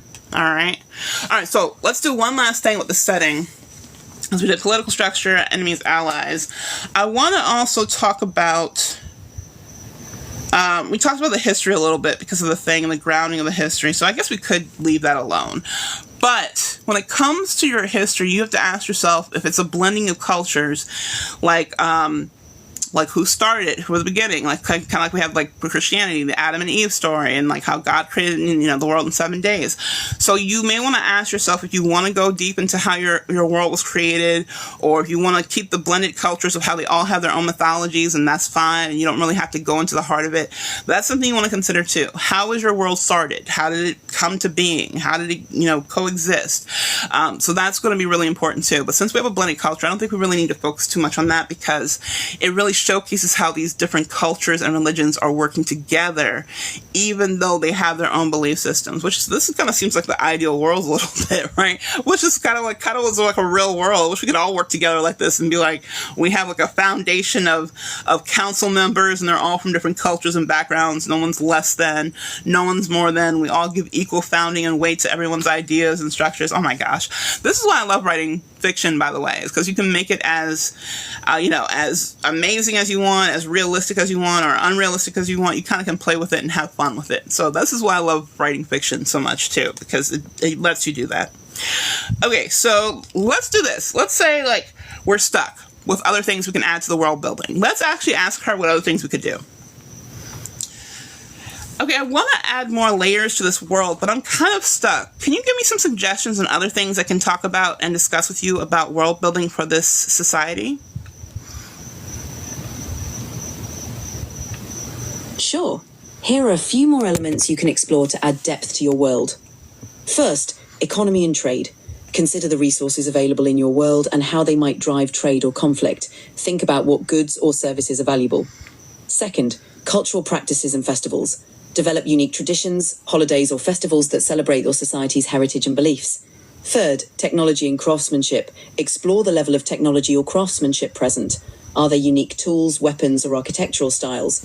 Fourth, mythology and legends. Create stories or legends that are well known in your world, shaping the culture and influencing characters' beliefs. Fifth, language and communication. Think about whether there are multiple languages or dialects and how communication happens across different cultures.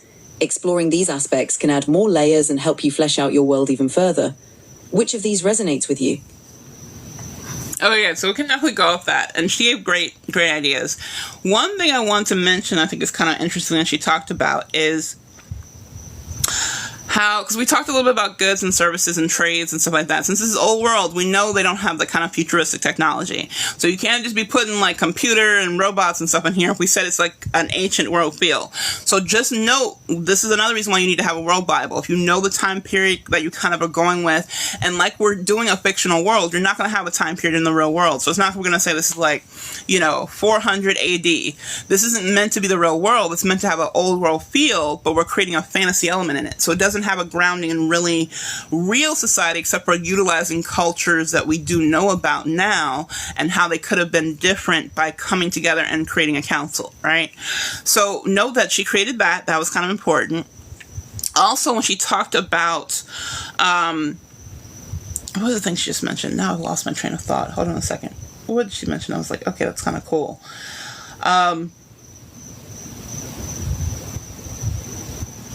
Okay, so when she talked about the idea of creating a society that has different structures of layers to it and how they interact with each other. Because remember we talked about how, before she even gave us that idea, we talked about how one town is by itself and has neighboring factors and things like that, right? So remember I said also the history is also important. So let's say the history of the town has been around for hundreds of years, right? They've been in that situation for hundreds of years, and the new town that just came up that keeps fighting them, trying to steal their resources, has only been there for maybe 10 or 20 years. So they have a newer society structure, but they're also the ones that keep fighting them, right? So you're adding layers, and the reason why I'm mentioning this is the layers that I'm talking about that you're doing with your characterization. So by having these things in the background that are happening, it's allowing your characters to ask themselves, how do we deal with this as individuals who are also in a relationship or have allies or friends? Maybe they have friends in the neighboring town that they have enemies in, and the friend is great, but the society or town is horrible, but their friend is someone they fall in love with or someone they've made allies with, right? This is where your conflict comes into play. Everything can't always be 100% perfect, and it shouldn't be 100% bad. You have fluctuations in your story, right? And that's what I was going to talk about. Okay, so remember before I don't know if you guys remember when we talked about this before in the past, how I've said, like, if you're driving in a car, you don't want to be boring and just have them drive in the car for no reason. Or if they're sitting on the porch and just having a chat, you don't want to just have them have a chat for any reason. There should be a purpose behind every scene you have, even if it's just a small thing, whether it's small reveals, small moments of revealing that person's character, who they are. It doesn't have to be big secret reveals, but everything you do needs to have a purpose for it to be in your story, right? Now, she mentioned a few things that I think are really important, how that kind of connects, because of the fact that it shows why you need to have purpose to every scene, right? So she mentioned things like language, tone, dialects. Now, I'm going to warn you guys now, when you do language, don't try to write dialects, right? It's better to kind of give a visual of dialects than to actually force a dialect. Because here's the thing. You do not know who's reading your story. You don't know how they see dialect themselves or how they hear dialect in their heads. Now, you can kind of write it and say, oh, that's how it sounds. Like, remember how I asked you guys how to say Taino, right? Taino, or pronounce it. So let's say I didn't know how to pronounce it properly, and I'm like, oh, what is that word? Taino, Tino, Taino? Like, I'm going to stay on that word and not continue reading the story if I don't know how to pronounce it, right? It's the same thing with dialects and structures and languages. So when you guys are doing your scenes and you're trying to reveal things or trying to show characterization, be careful with focusing too much on dialect and language that is away from the regular flow of things, because what it's going to do, again, is going to pull your reader out of the story. Now, I'm not saying don't ever use dialect or don't ever have, like, showing a little bit of abbreviation of how the person talks. But if you do it too much, it may be hard for them to see how it's doing. I'll give you an example. I have not read Uncle Tom's Cabin for a reason. Okay, I tried so hard to read that book. I wanted to read it because it was a slavery novel, and I wanted to be like, okay, yeah, I want to read a book on history of slavery and the things like that. I wanted to get into it. I could not get into the book because of the dialect. And it's not even about the author, because she was trying to show slavery dialect, so I get it. But I couldn't, my brain could not focus on the story because I was seeing so much interruption of dialect and how things are written that I couldn't get into the story. I was like, I can't get into it. So think about it that way. So if you know dialect and you know how it's done, That's fine, but it's different in how you hear dialect and how we see it in our culture versus how you write it on the page. Because just because you write it the correct way or write it the way that you guys would normally write it in your dialect or in your language or your slang doesn't mean other people who read it in different cultures are going to get that and understand it. So be very careful how you utilize culture, language, and revealing content by showing your character and using slang and dialect. So I wanted to mention that, 'cause she mentioned language and things like that. I wanted to mention those two contents because those are really important. Again, making sure each scene is important, but even if you're revealing the character and showing them, show their inner self, if you use language and dialect to do that, be careful how you do it because you don't want to pull your reader out of the story because they can't read it or it's too much or too difficult. So, similar with, if you guys know, Zora Neale Hurston. I love Zora Neale Hurston. I've read her books. I love her books. But some people will get into it, and I have my students read it. And as I actually stopped letting them read the dialogue. Because I noticed when they got to the dialogue, it was really hard for them to get into it because when they were reading it by themselves, they could go over the parts they didn't know. But when they had to read out loud, it would stop them because they were like, like it was just too much. So that's why I said just be careful with dialect and dialogue when you guys are doing it into your language, because just because you know how it's written and how it sounds doesn't mean your reader will know how it's written and how it sounds. So same thing when you're doing cultures like this. You may see it, you may understand how it's written, how it's pronounced, but you can't assume your reader is going to understand the correct dialect or pronunciation of it too. So this is another reason why it can help to have things like terminology or breakdown of abbreviations and punctuation and how it sounded out, the phonetic spelling of it. You can do that too in your book if you wanted to. You could have the breakdown of the phonetic spelling of things if you have a lot of words that may be too hard for them to do, for sure. You're back, Wendy. Yay! Okay, cool. Well, what about the use of tech like science fiction and an old world time like Dystopian Post? Yeah, you could definitely do that. I would just say for our world, because our world, I want you guys to know that since we created an old world feel, we probably wouldn't have technology in this world. Now, the magic is the technology in the sense because we have magic in this fantasy world. So keep in mind, magic is a form of technology if you look at it of how it's used to innovate that society. So although we may not have technology of modern day science or modern day AI in this world, if you look at magic in the sense of how they use magic to structure the society, the magic itself in this world can be a technology. So don't let technology, the term, fool you. Technology could really be anything depending on your type of world and your type of structure. For this world, I would say we were not using technology because we're doing the old world feel and historical. And since we're using historical to it, if you bring technology into it, people are going to be like, now I'm not trusting the world. I have the reasonable doubt of what this world is because you brought in some random technology that doesn't align. But if you're doing something like post-apocalyptic, you have a reason for doing that. That's fine. So you want to make sure, and this is why I tell you guys genre is so important. You got to make sure you have a good grasp on the genre you're writing in, because when you're writing it, you don't want the reader to distrust your ability to tell that story. So if you know that you're going to introduce different technological forces in the future, things like that, set it up so they know that that's a world that would have that. Right? That's important too. And in a post-apocalyptic world, yeah, there would be some technologies that probably still exist, but most of them are probably, kind of olden or destroyed, because post-apocalyptic kind of worlds are more like worlds that have had technology, but technology has been destroyed, right? So I would say just go by the world that you have. As long as you're consistent in that, you should be fine. We can use, never mind, way out of there. You're good. You're good. No, you still had a good question. You had a good point, because of the fact that you want to make sure whatever you introduce in your world is consistent to what you set as the ground foundation of your world. So I wouldn't bring like a Megan, because you guys know Megan, that, the AI doll that you can buy that's an AI. I wouldn't have a Megan come in here and start interrupting my world because it doesn't have a place or grounding in it.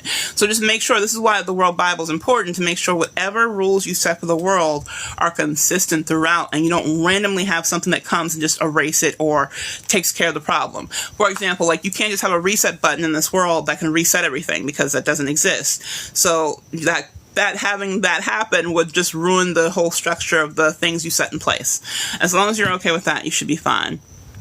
Good point. So did you listen to it instead? So did I listen to this instead, you mean? Or did I listen to the wording? What do you mean by that? You can't write a hood or a Southern story without slang and dialect. That's true. I will say, though, I will challenge you on that one though, because let's say you write a Southern story, but here's the thing: if you write a Southern story, if you try to force every word to be Southern, then you're forcing the words and language to be Southern to sound Southern. But let's say someone doesn't know what Southern dialect sounds like. Let's say they don't know what it reads like. So I'm not telling you guys not to ever use dialect. That's not what I'm saying. I'm just saying use it sparingly, because if you keep forcing it into all of your dialogue, you're forcing your readers to read in a way they're not used to reading. Now, if let's say it's the same way, like a good example I use for my students, and this is a good example to give you guys too. Let's say you have a character who doesn't speak. They're mute, right? So how do you showcase that the character's mute? But they're still speaking, they're doing sign language. Now, different authors have done this different ways. Some of them will make it italicized, so you know this is the character that's speaking. One way that I think that works better, because if you italicize everything they're doing, it's kind of going to look kind of odd. It's going to be kind of exhausting for your eyes to keep reading all these italics, especially if that's your main character. Your character may be mute and not able to speak, but she's still speaking in a way that's sign language, so you can't write sign language, right? But you can say, she signed, and then say what the words are. So although she's not speaking and we don't hear her voice, we're seeing it as dialogue, and it's not interrupting the flow of what the conversation would be. Because even if you see someone who's signing, or a group of people who are signing, they're still in the flow of conversation. It's us who can't see what they're signing because we don't know sign language. But if you're looking at them, they're fully in the conversation and it's flowing like a regular conversation. So if that's the case, if you were to take someone who's mute and knows sign language or can't speak, or who's hard of hearing, or who's deaf, then if they're using sign language to communicate, they're still going to have a full conversation. So same thing, if you take someone with dialect, let's say you have a northerner and a southerner, all right? If you show the northern speaking and the southern speaking back and forth, and you keep doing dialect for both, what's going to happen is your reader's going to be like, oh my gosh, this is just too much. I can't keep reading the northern way of saying things and the southern way of saying things. I'm like, oh my gosh. And what happens is they're focusing so much on the dialect that now the story has become irrelevant because they're focusing so hard on the dialect. That's what I don't want you guys to do. You can still have some dialect terms and some southern terms and some southern slang. You can still have that. Like sometimes we'll have the best way to show those kinds of things is to kind of have like a side character who does it. Then the side character is doing it, but they're not doing it consistently enough where it's pulling your reader out all the time. So if you're going to show southern style or northern style or western style or slang, I would recommend doing it in ways that are subtle ways. That way it's not making your reader focus so much on it that they're not thinking about the story and the characters. Now they're thinking about the wording, if they're saying it right or pronouncing it right or they're reading it right, because then they're pulling them out of the story, if that makes sense. So hopefully that makes sense. Yeah, exactly. Uncle Tom's Cabin. Like I told you, I could not read that book. I tried more than once. I tried like 5 different times to read that book at different stages of my life. I first tried when I was a teenager, and I was like, I could not do it. And I don't know how I was able to fall into Zora Neale Hurston's. She still has slang in hers too, but I don't think it's so much that it's hardcore. Here's another thing to realize when you do read books that do utilize slang and dialogue well, or dialects well.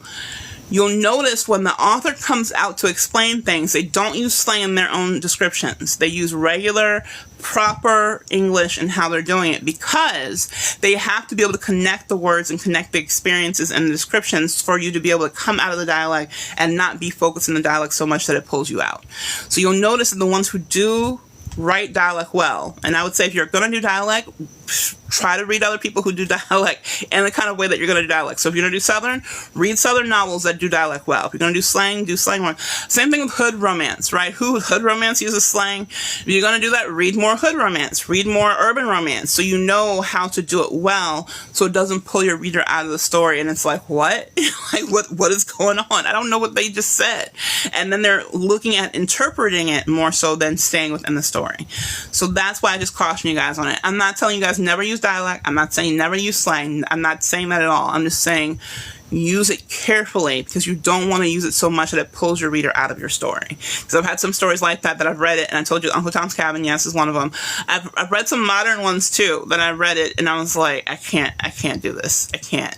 And it's not even because I'm an English professor or anything. It wasn't like I was like, oh, that's incorrect. I wasn't like trying to correct it grammatically, but I had to be able to come out of the language and the dialogue well to be able to grasp the story and the characters, and I couldn't do it. So if I couldn't do it, I had to put the book down. So I was like, I can't get into the story because there's so much in there, and some of the slang they were saying, I didn't know what the heck they were saying. So I was like, what? I don't know what that means.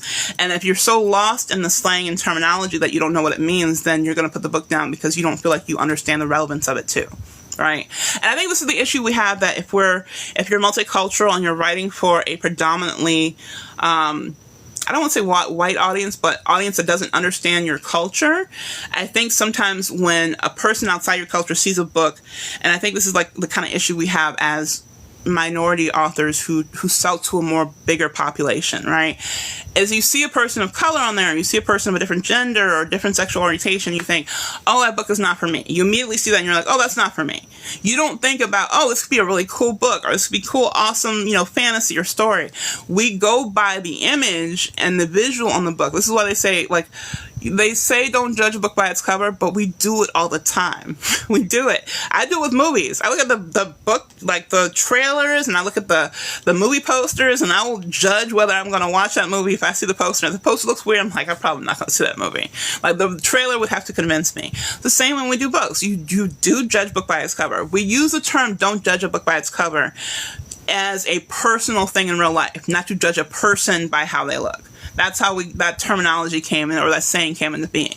But as an author, we judge books by their covers, right? I'm telling you right now, don't take that term and let it apply to your book and let it mess with your sales. This is why I tell you guys, don't do your own book covers if you're not a graphic designer. If you're not an expert in your field and you don't know how to do it, don't do your covers, because the first thing a reader will see before they even pick up your book or even start reading the first chapter of your book is your cover. So if your cover's messed up or it looks like it's been done, I'm going to show you something. I told you guys I was going to show you this. I said I was going to show you this last time I was on Amazon, and I was like, oh, this is a good idea of what I could do. So my book, I have no idea. My agent may have done it, and I don't know. But my romance book, The Alpha Rocks Claim, recently has been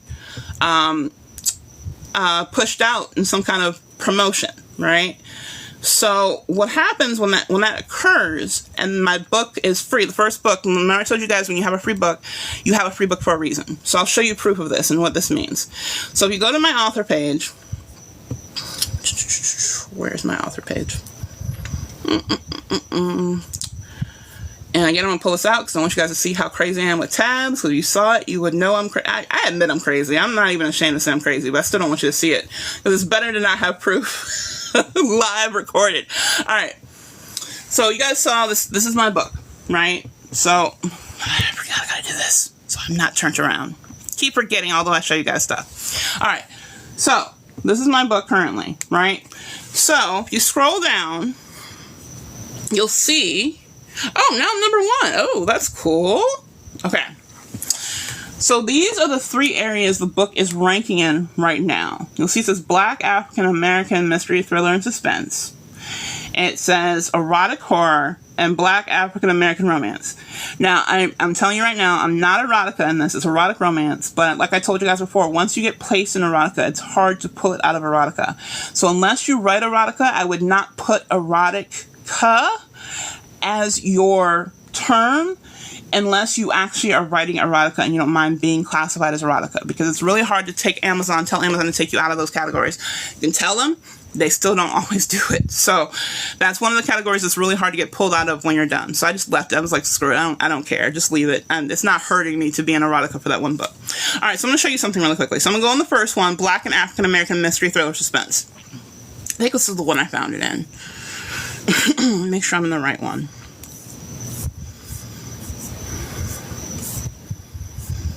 I want to show you guys how cover is really important. I'm trying to figure out which one it was that I saw this in, so I want to make sure I'm going in the right one. So I don't want to be in the wrong one when I show it to you, because I was like, I want to make sure I show you guys this, because I was like, oh good, this is a good example to show you guys on live. Alright, maybe this is the other one. this one?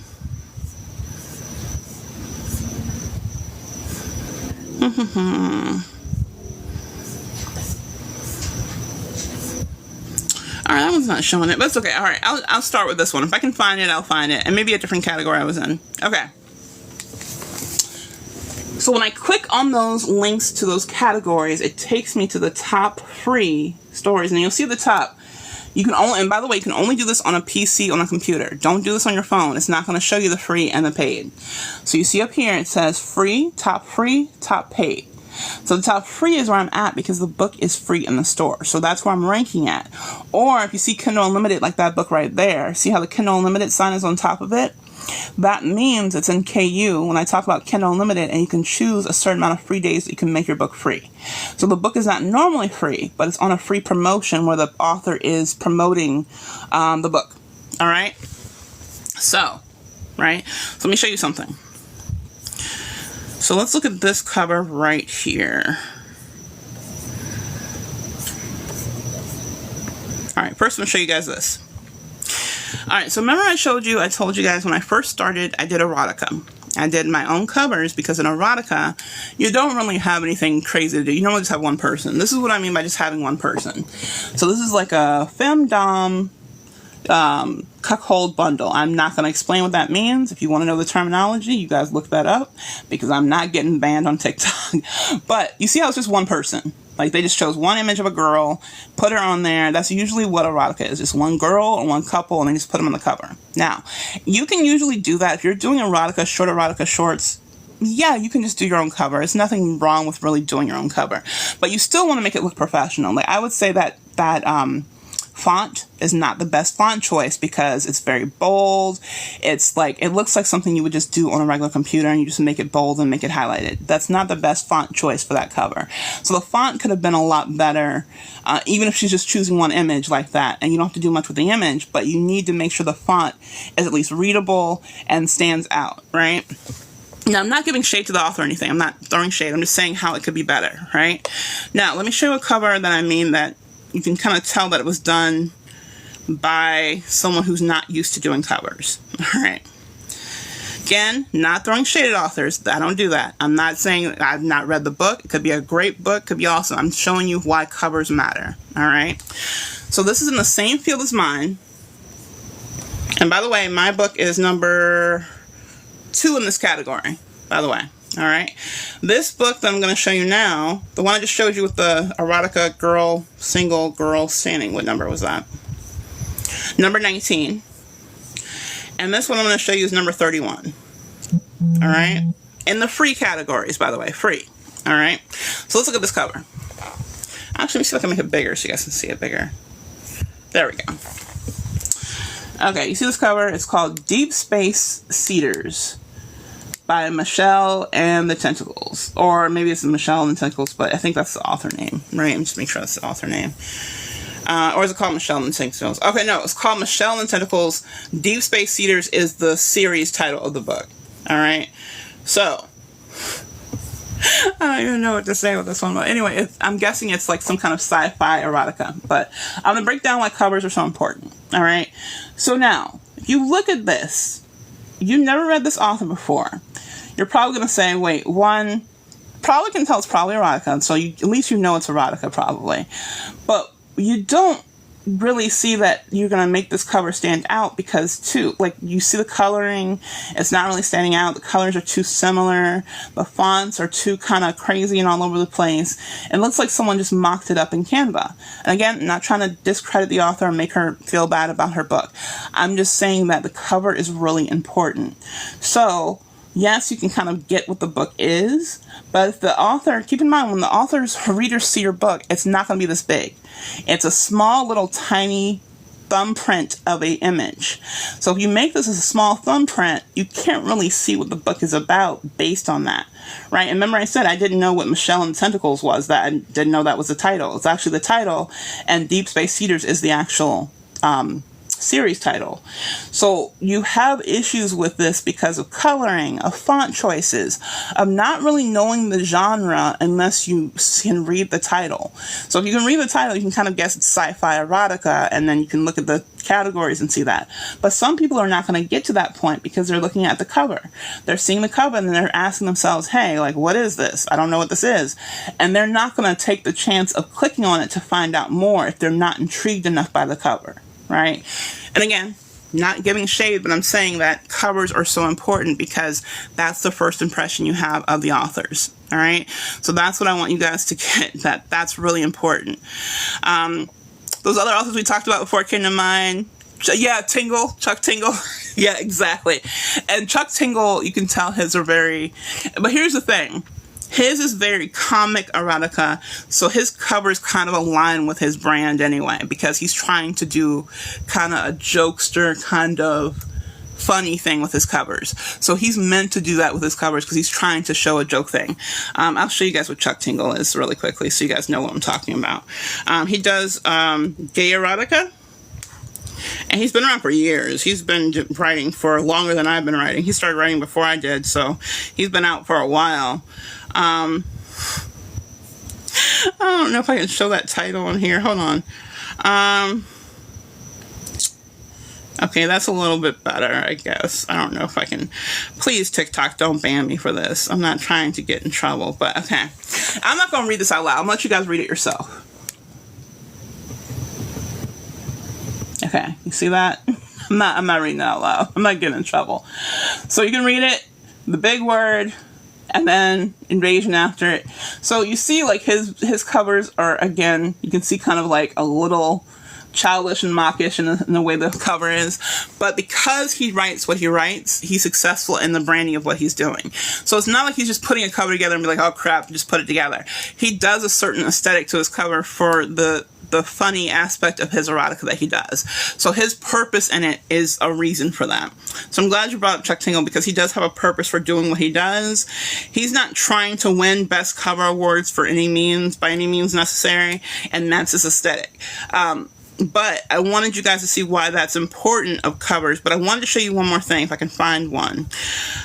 Because I want to show you guys what not to do as covers, if I can find it. It was on here last time. I really hope I can find one. If not, I'm going to just type in random books and see if I can get one. What I want to deter you guys away from is using Amazon's Cover Creator. That's what I want you to not ever do. Don't ever use the cover creator that comes in Amazon. So the reason why I don't want you to use it because it's very, how do I put it? It's very stockish in how it formats it. It's very like lines and blocks and things like that. And it's very kind of, it's not aesthetic at all. So I don't care what you're writing. I don't care what it is. I don't care what topic it is. Do not use Amazon's Cover Creator to create your covers.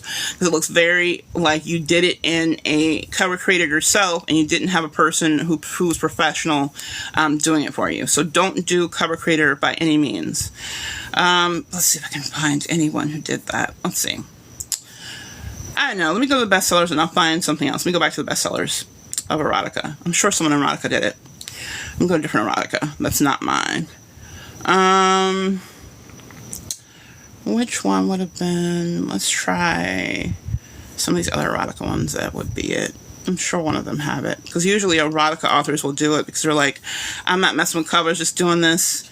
Not all of them are like that, but some of them who are new in erotica will just do the Kindle Cover Creator. And that is the worst thing to ever do for your cover. Please don't ever do it for your cover. It's like a horrible experience.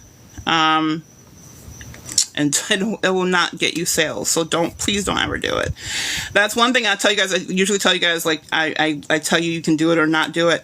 I highly recommend you do not do that cover creator because it's just going to mess up your book. Humorous, erotica. I should be doing this in a gosh. I realize I'm in my actual Amazon store. I should be doing this in a regular thing so it doesn't think I'm looking up all these erotica stories and like, oh, this is what I want to see in my feed. I don't really care, though. I tell people I'm a writer anyway, so I don't really care what's in my feed anymore. I used to be all ashamed, like, oh, I'm a writer, so I don't care what's in my feed. So it doesn't really bother me. But when you guys do this research, I highly recommend that you do it in a privacy setting. So, like, if you have kids or anything like that, you all share an Amazon account, they're not coming back and seeing what Mama's been researching when they're not on the computer. So just word of caution there. Just letting you guys know. Let's see. Why can't I find one? I saw a lot the other day. I really want to make sure I find one that has a cover creator feel. Okay, this isn't the cover creator one. If I find it, I'll share it with you guys next time. I'll save it next time I remember it. But this is kind of the feel that that I'm talking about.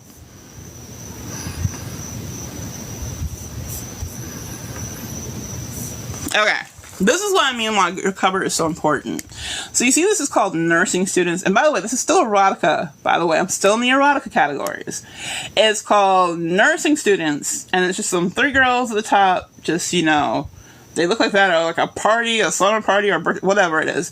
So it doesn't really tell your reader that it's erotica. Like, I would have been like, Nursing Students. Oh, okay. Is it like a Nursing Student 101 book? Is it going to educate me? So you see how you don't really know what the book is about because all you see are nursing students.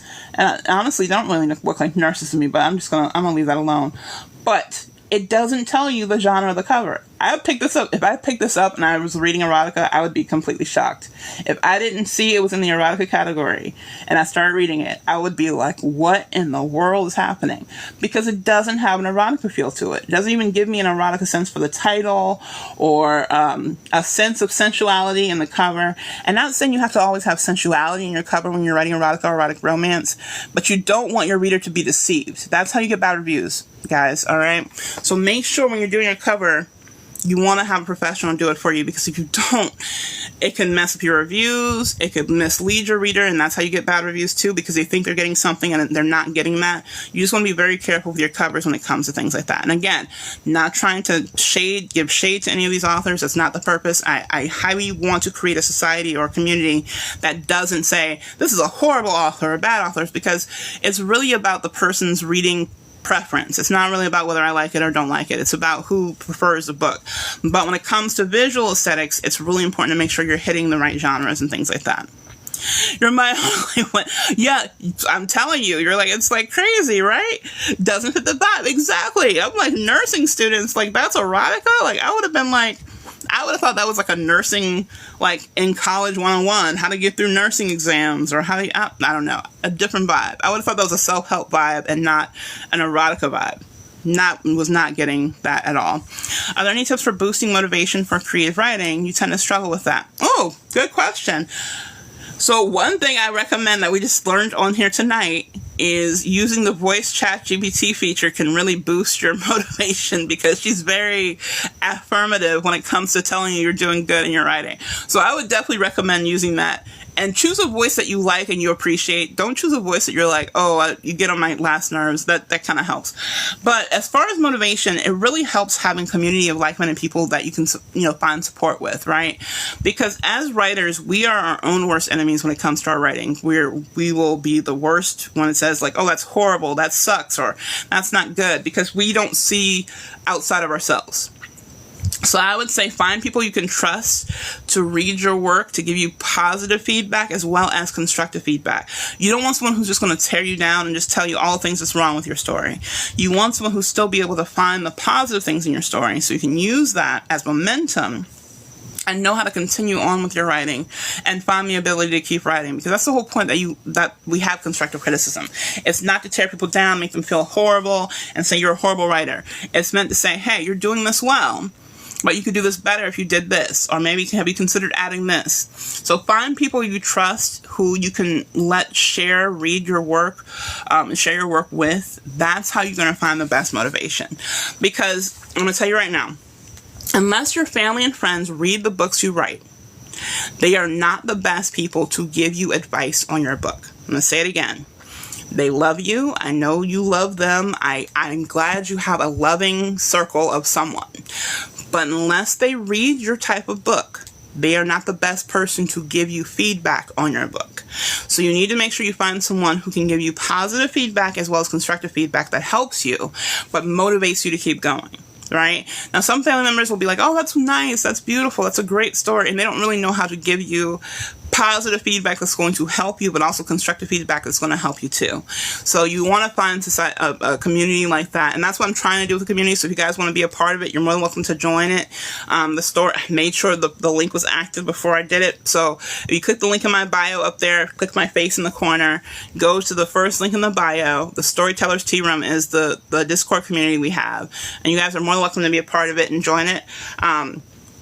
Everyone in there is so welcoming and nice to each other. It's a great community so far. I want to keep it that way. And you're more than welcome to come in there. And there's an area where it has feedback where you guys can share your work with each other and, you know, do that and offer the work to be read by other people. And actually, I need to message the writer in there who posted her work, because she posted her work and asked for someone to read it, and she got a couple people who wanted to read it, but I don't think she responded to it. So I may have to message her. She may not know she has it in there. So I may have to message her too. What type of cover is best, hard or soft? Okay, so here's the thing. Most of the time you're going to sell more softbacks than hardbacks, because think about it, because hardbacks take space, they're heavier, they're harder to manage. Unless you have like a house where you have an actual dedicated library or bookshelves, it's kind of hard to kind of sell big hardbacks unless you're into the traditional publishing space, right? Because, you know, you see traditional publishing spaces, they have a lot of authors who have hardback books. When you're self-publishing, I don't really recommend hardbacks. One, they cost more, they weigh more, so it means they're going to be more out-of-pocket expenses before you even charge your customer the pricing.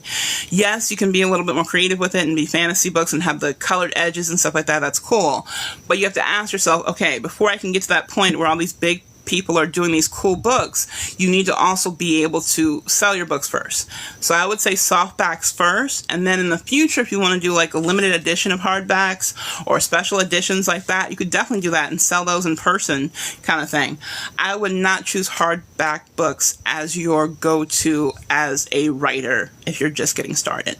Save that for when you've established yourself more, you have more of an audience, you have more of a following, because one, they're going to be pricey more, so, and more people may not want to spend that on you if you're a new author. And some will. Some are great people and they want to spend money on new authors all the time. I'm not saying that you're not going to find an audience, but you want to find a consistent audience who can afford your books. So if you do all hardbacks, you may not be able to sell them as much as you would like. So I would say softbacks are the best ones to choose for sure. You're very welcome. Someone told you to use books for books to print, but they're out of business now. So yeah, I would say, well, I use Amazon for mine. I like Amazon. There is Lulu Press. There is also Drafted Digital. There is, what's the other one? There's a few. So type in print presses or print book companies so you can see what's out there and compare them, because not everyone's for everyone, right? Not everyone's for every author. You want to see how much their fees are, how much they require. Be careful though, because sometimes people will choose to print books and have them sent out to libraries and things like that, and that's great. There's nothing wrong with that.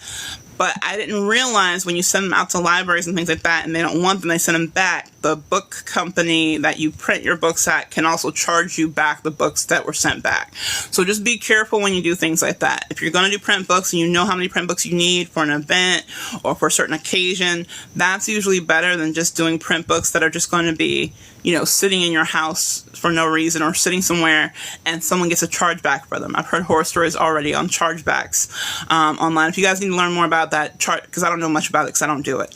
But if you want to learn more about that, you can type in like chargebacks here in TikTok, book chargebacks or book refunds, and you'll hear like what people went through and what happened so you can know what not to do. I recommend that for sure. Kobo, yeah, Kobo does it too. Kobo for sure. Kobo is more of a, it's Canadian based, so I don't know how they do print books for US, because I just do my digital books on there. But yeah, Kobo is definitely another one to look into. Yeah, for sure, Ken, for sure. Our digital books for starting out. I recommend, no matter what, I don't care whether you guys choose to do print or not, you definitely want to have ebooks as your primary thing, because that's what's going to sell more than anything else. Your ebooks first. If you do have audiobooks, usually that's a close second sometimes, and print books next. But your ebooks are usually your number one sellers because people want the instant access to the book. Sometimes they'll wait for the book too. If it's a big author, they'll wait. But usually people want ebooks to read right now, right? Because we're in a society that doesn't really want to wait for books. So I would just say, yeah, ebooks are definitely one that you want to definitely have first. Even if you can't get a print book done, like let's say you can only afford the ebook version and like you want to get the book out. I did that. I didn't have print books for the longest time. I just had ebooks, nothing but ebooks, and I did pretty well with it. And I was actually looking back over the money I've made over the last, let's see, I've been publishing romance for 12 years, but I've been publishing different stories and stuff like that for more than that. But my history of publishing is about 12 years in romance. But I was looking at the overall lifetime income that I made. And yeah, it's not a big, like, it's not like I made $1 million over the last few years or something like that. But I mean, I was pretty proud of what I saw. I was like, okay, that's kind of cool. I'm proud of that. So you got to decide what's good for you. Not everyone needs to have like a breakout bestseller and makes thousands of dollars each month. Some people are happy if just one book makes a few hundred a month consistently, right? Because let's say you make a few hundred a month for one book and you do like a series and continue it, then another few $100s, and then add up to 1,000, add up to a couple thousand. That's kind of how you build your catalog and your income as an author. It's not really about writing one book and that's going to be the bestseller that takes off and gets a movie deal. Like, I don't want you guys to be jaded in what you think about success, because a lot of times we see successful authors and we're like, oh yeah, I want to be like that author. But I still want you guys to dream about things that you want. Don't take those dreams away at all. But also be realistic in what it'll take to get there. Because a lot of times those breakout success stories, they had other stories to lead up to it. It wasn't just that breakout success. They had a lot of, like even J.K. Rowling and Stephen King will tell you they were rejected so many times before they even got one person to say yes to a book, right? So I want you guys to at least consider that what will take to get a consistent income from your writing before you start thinking big league, like I want to be Anne Rice or I want to be Stephen King kind of thing. Think about what you can do consistently as a writer and publisher so you can get consistent income. Even if that consistent income is just $100 a month, that's consistent $100 a month that you never had before, right? That's one step ahead than some authors ever make. Some authors never sell one book, right? So even if you sell consistently enough to make $100 a month, you are ahead of the game. So take that win, even if it's a little bit that you make a month from your book, because a lot of authors publish your book and just don't see any sales. So definitely think about it for sure. How do you protect your ebook? You see them on Etsy from people that didn't write them. So definitely copyright it. If you can, like, register it with the Copyright Office once you've done. I would at least wait until you've edited it, so you have a full edited copy of it, and then register it with the Copyright Office, so you can have proof of it copywritten. I will tell you, I'm honest with you guys, I tell you the truth, I did not copyright my books in the beginning, because I was like, I couldn't afford it.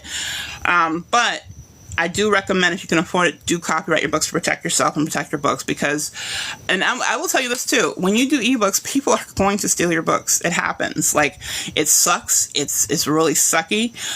But you can have like things like takedown letters, and sometimes that's why it's good to have a lawyer who knows the book industry and publishing industry nearby, so you can like have them help you write down takedown letters if someone puts your book or publishes it in a way that you're like, no, I didn't get proof of that, or I didn't get permission of that. You can have them write takedown letters for you. Stuff like that can help. So, but yeah, I would definitely copyright it if you can. If you're trying to write a series, I mean, I've heard some people who will copyright the whole series, like the whole series of books at once. Some of them do it one at a time if they haven't written all the other series. But yeah, try to copyright your books. It's definitely worth it in the end, so you can have that extra layer of protection. Did I start self-publish? Yeah, I started my journey as a self-published author. Yeah, for sure. I published, like, if you guys typed in my real name, Tamara Tilly Martin, you'll see I published other short stories and poems under my real name. But as romance author, I published more work under my romance name. But that's what I self-publish. So yeah, so that's why I highly recommend self-publishing as a starting, because it really teaches you a lot about the makeup of a book, like the cover, the keywords, the categories. You learn a lot about the industry when you self-publish. And not saying you can't, traditionally publish later on, but it can really teach you a lot about the inner workings of what happens and what goes behind the scenes, because when you traditionally publish, you don't see all those things. You write the book and they kind of work with you a little bit, but you don't get to see the inner workings of how they post it, how they price it, how they do keywords and back matter for your book. You learn a lot about that when you self-publish. So I think it really helps if you do at least one self-published book, even if you find out it's not for you and you'd rather be traditional published, but that way you at least learn the ins and outs of it. And that's why I said short stories are good, because even if you don't want to do a full book self-published, you can do a short story, and it's really not a risky thing to do because it's just one short story. It's not like it's taking away your livelihood by publishing one short story and see what it's like. But yeah, I recommend that for sure. So I do recommend that. I'm still in this weird nursing book. I don't know why I didn't get off that cover. The cover is just staring at my face, and it's really kind of weird. All right, so I really wanted to show you guys what a regular... I wanted to show you what a cover looks like in the Cover Creator, because I wanted to show you there's a certain look and aesthetic to it that you see. And I'm trying to figure out where I could find one. Victorian, maybe?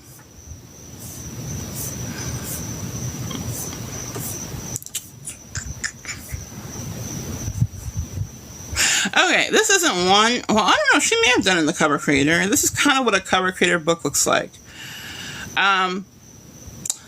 So it's called Wilbert E. This is erotica? Hold on. Yeah, it's a Victorian erotica. Wow. Okay. This is called Wilbert E. Hornbeck's Fantastic Adventure. So, one. I would not be able to read that font to save my life. I don't care what it is. I don't care if it's in English or not.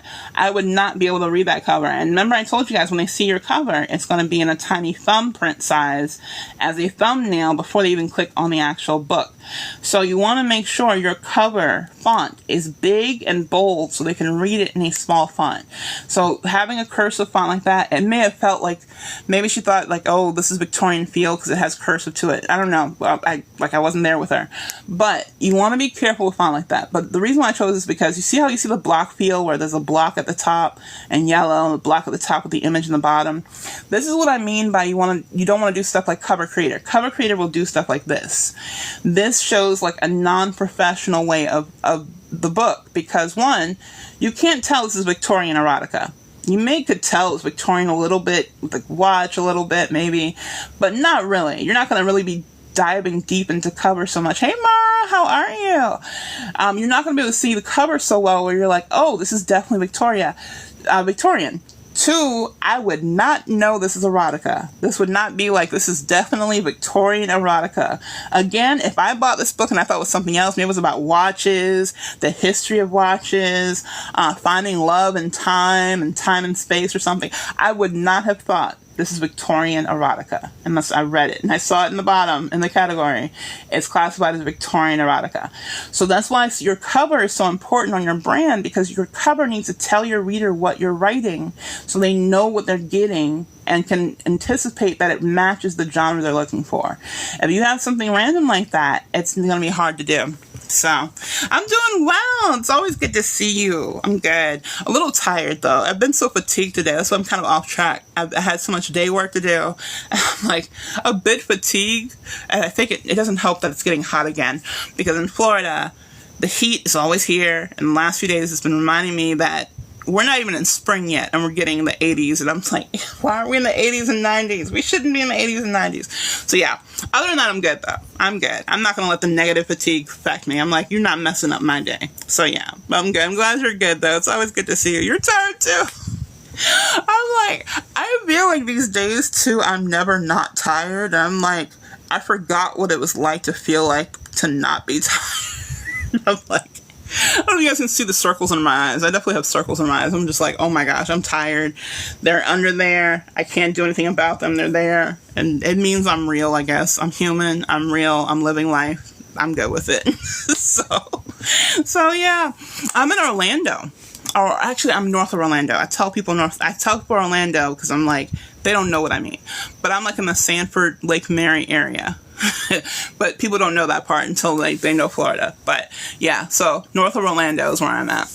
But originally from Richmond, Virginia, but I moved down here to go to college. So now I'm officially, because I realized this is year 2025. I moved down here in 2005. I have been here for 20 years. So I guess I'm officially Floridian. I wasn't Floridian before. I guess like being here for 2 decades means, yeah, you're probably Floridian now.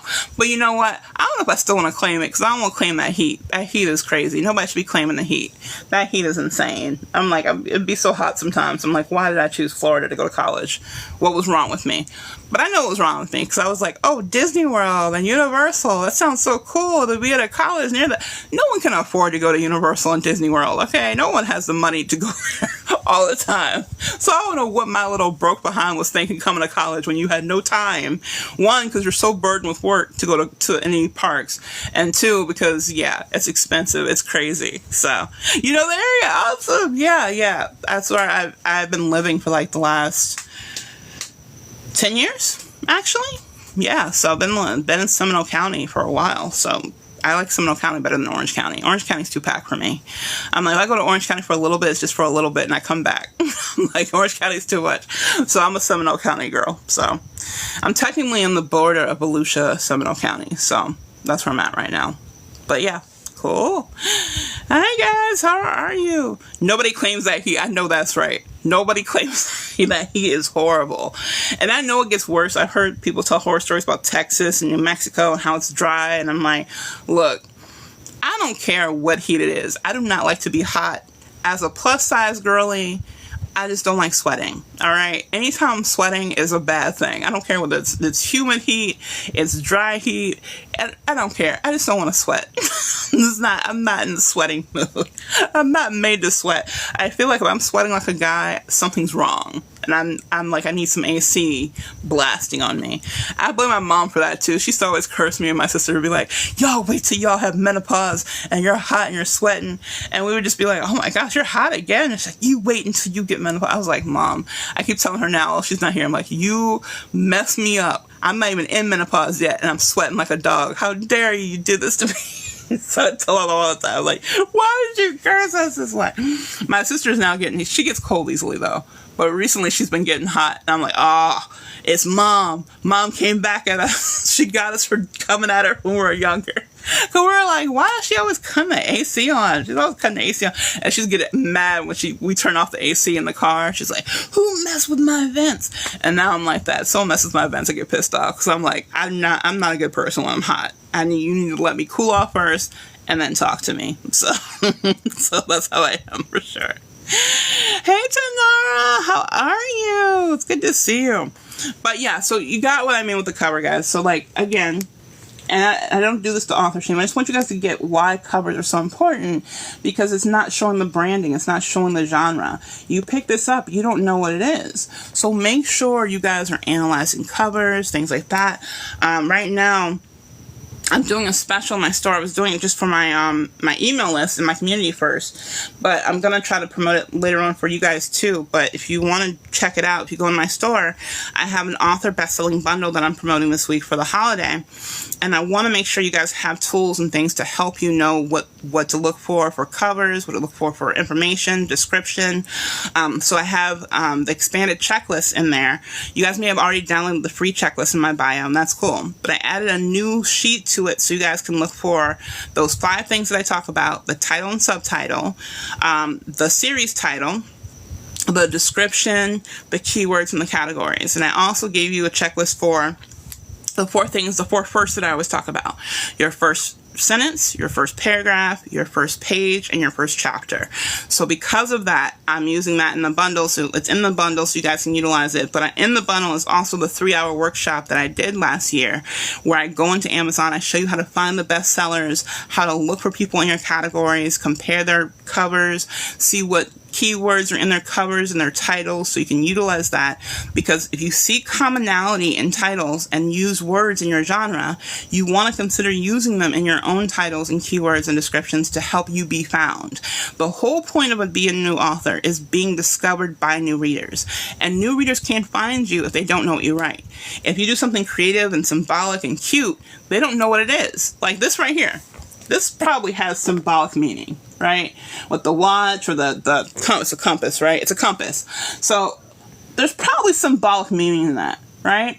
But no one knows the symbolism unless they read the book. So if you have a compass with a background like that in cursive writing, the symbolism that you were trying to showcase probably is not coming off well, especially since we know this is erotica.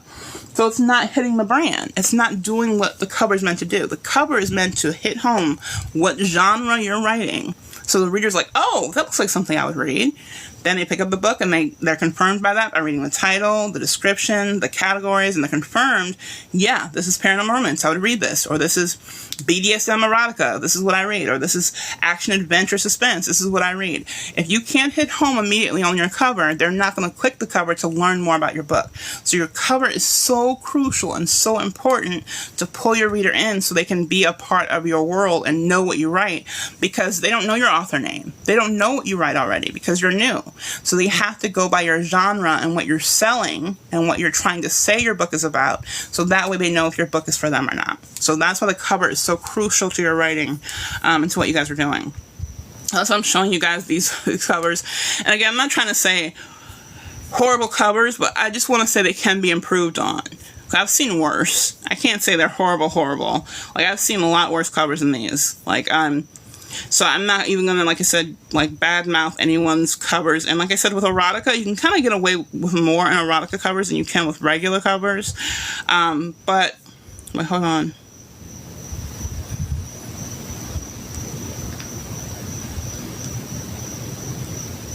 Okay, yeah, here's another one.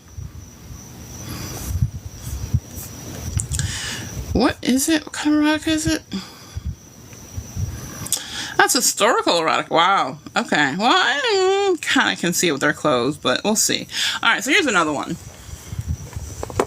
This one, not just more for the cover. I think the cover would have been fine if it had the right lighting and the right font. So it's not even about the cover aesthetic, because it does seem like a historical couple. So it does have a historical brand. This is, again, another historical erotica.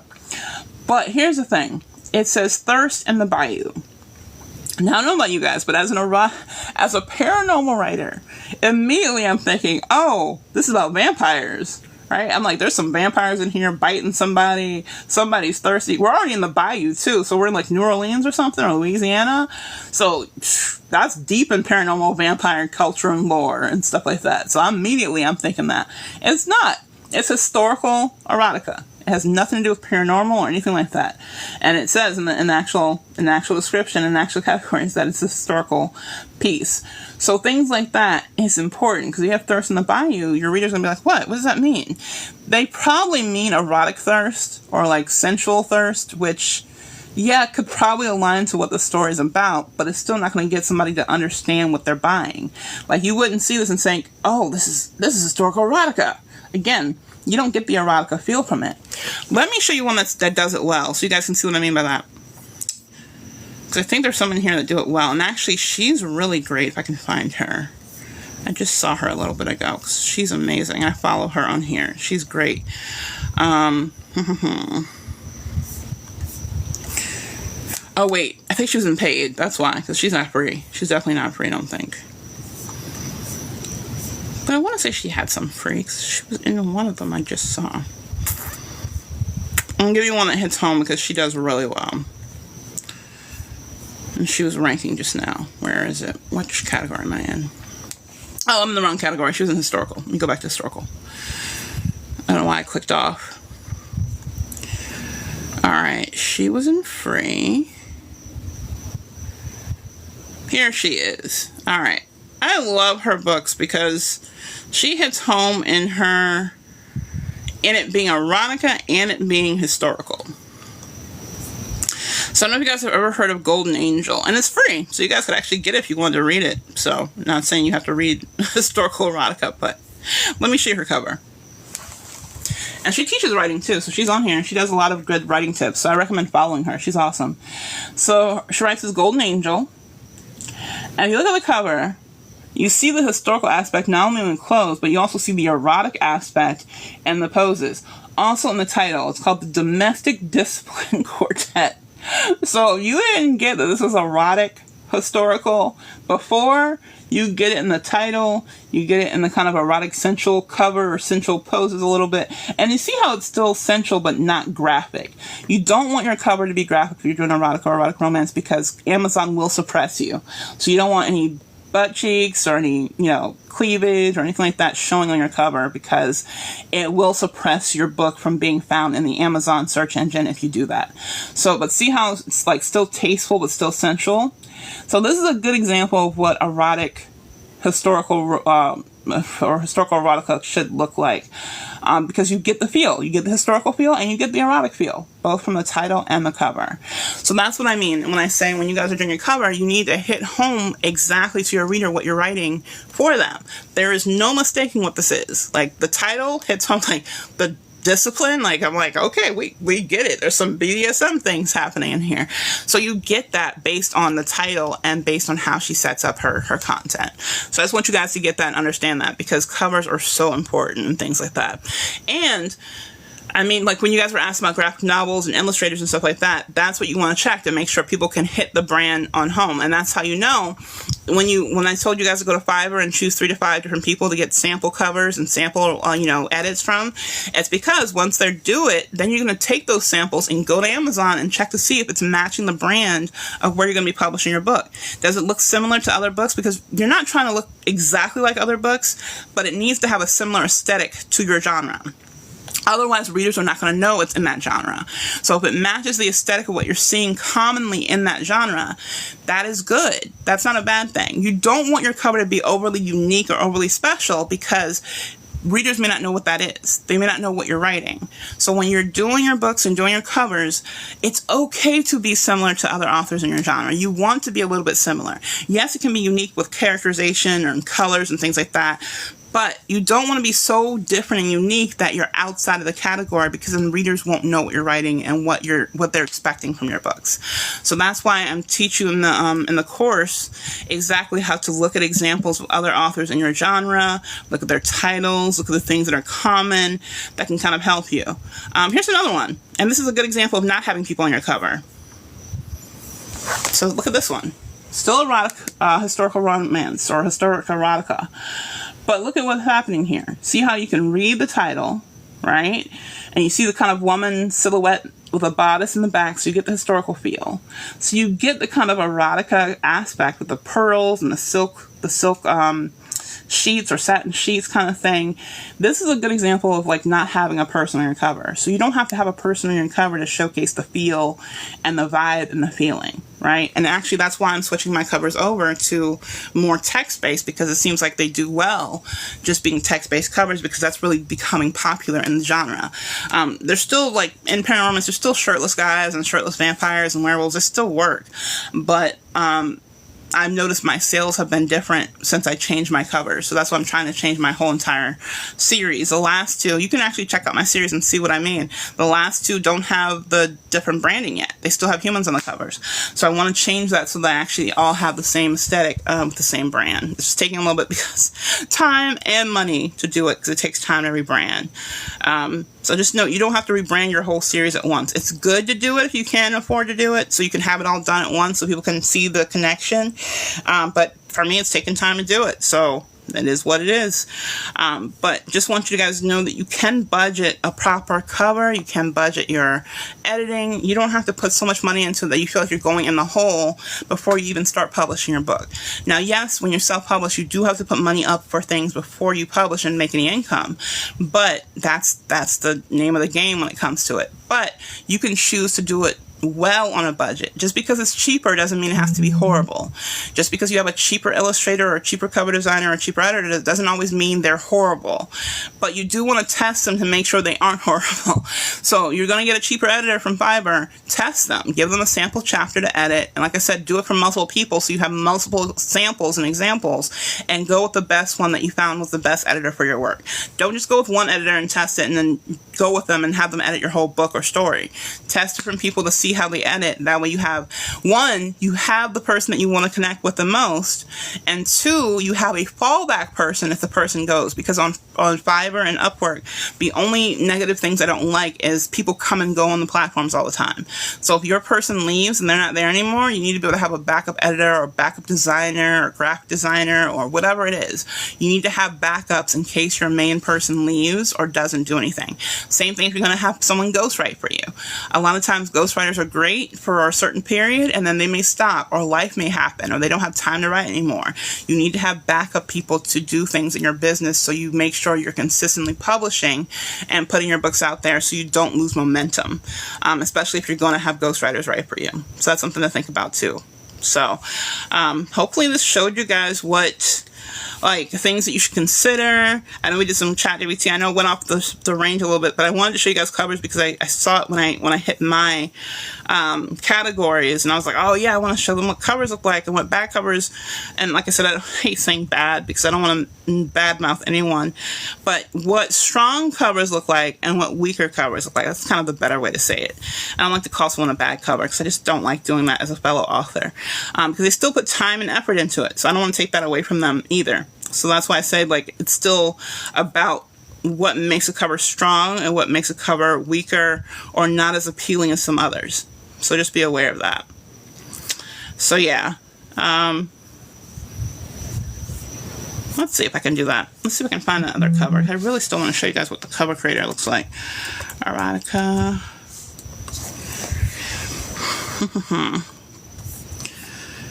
Or 50,000 results in erotica. Probably should have said something like erotica or science fiction or something. I just want to see if I type erotica. But if I type erotica, the top seller is going to come. So let me do like erotica fantasy. Let's see if we can find some that way.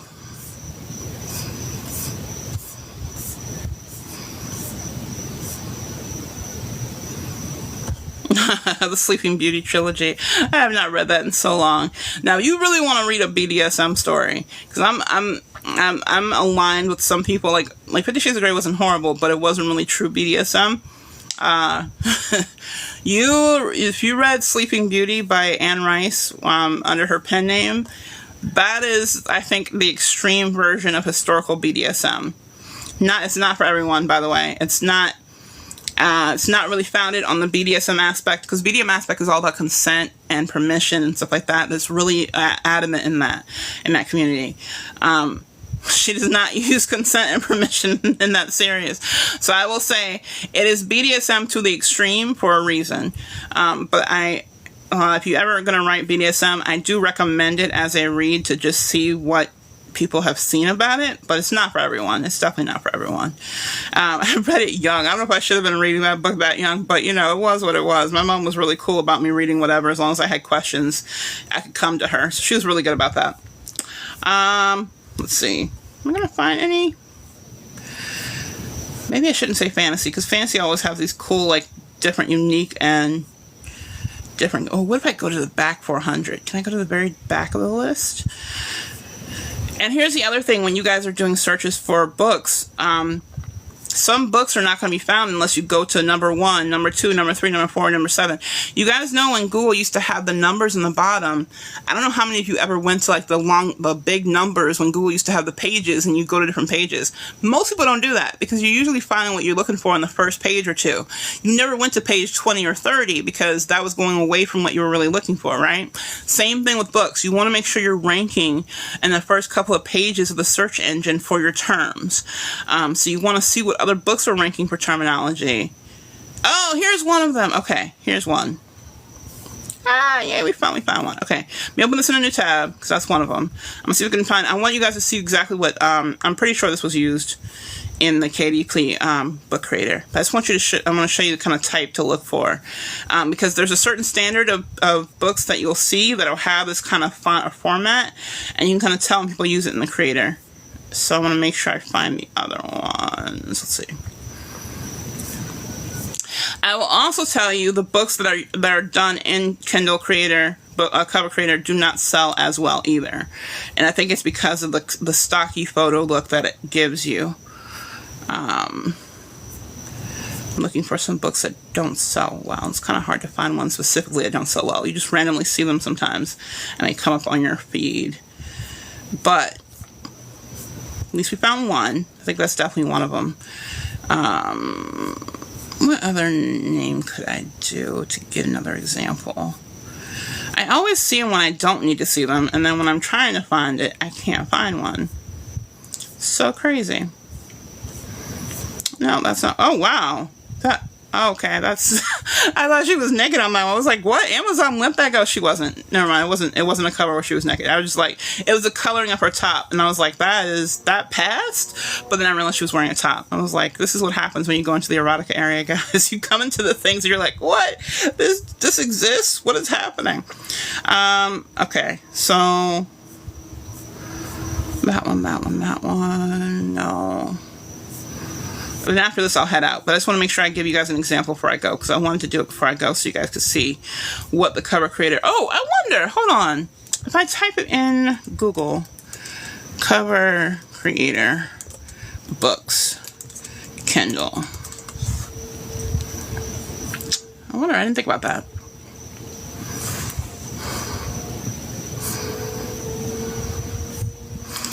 Can you guys show any what they look like? I'm looking for the one with the weird block that I always see. That's the main one that I don't want you guys to ever do, because that's a horrible one.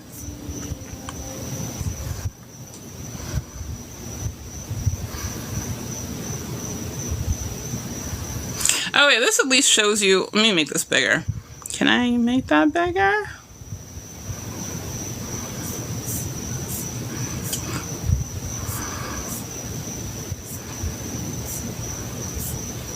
Oh, wait, do you guys show? Ah, yeah, okay, never mind. I didn't think about going to Amazon itself. That makes sense. All right, here we go.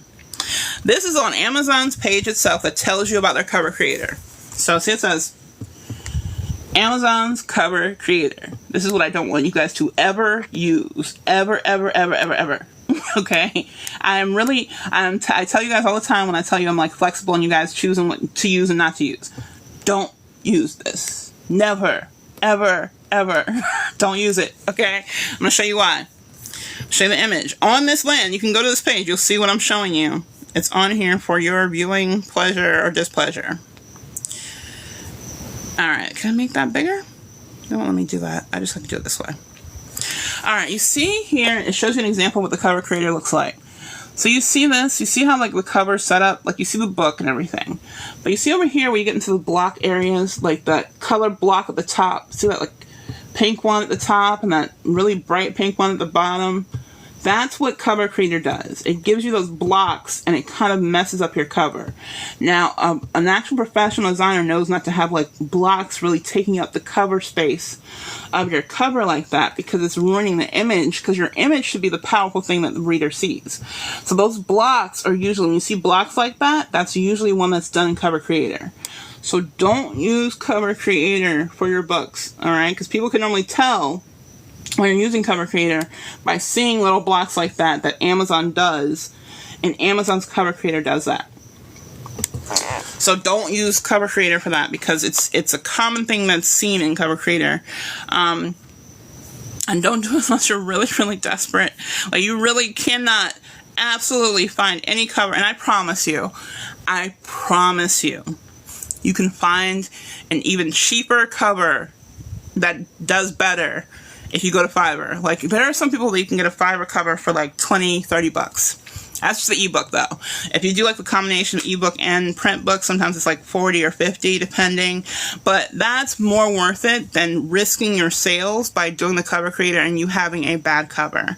So please do not do cover creator. Here's the other one. I'm not going to read the title of the book, but this is another example of what cover creator would do, so you can see like what it means. Again, this looks like a nonfiction book, guys. This does not look like this does not look like an erotica book, but it is erotica, and it looks like it's actually a how-to book for intimacy, right? Not reading it, you guys can read it. You guys are literate because you're on my live. I'm not reading that out loud. You can see what it says. I'll even make it closer so you can see a little subtitle. So, yeah, I'm not reading that out loud. But look at it. The cover looks nothing like what that says.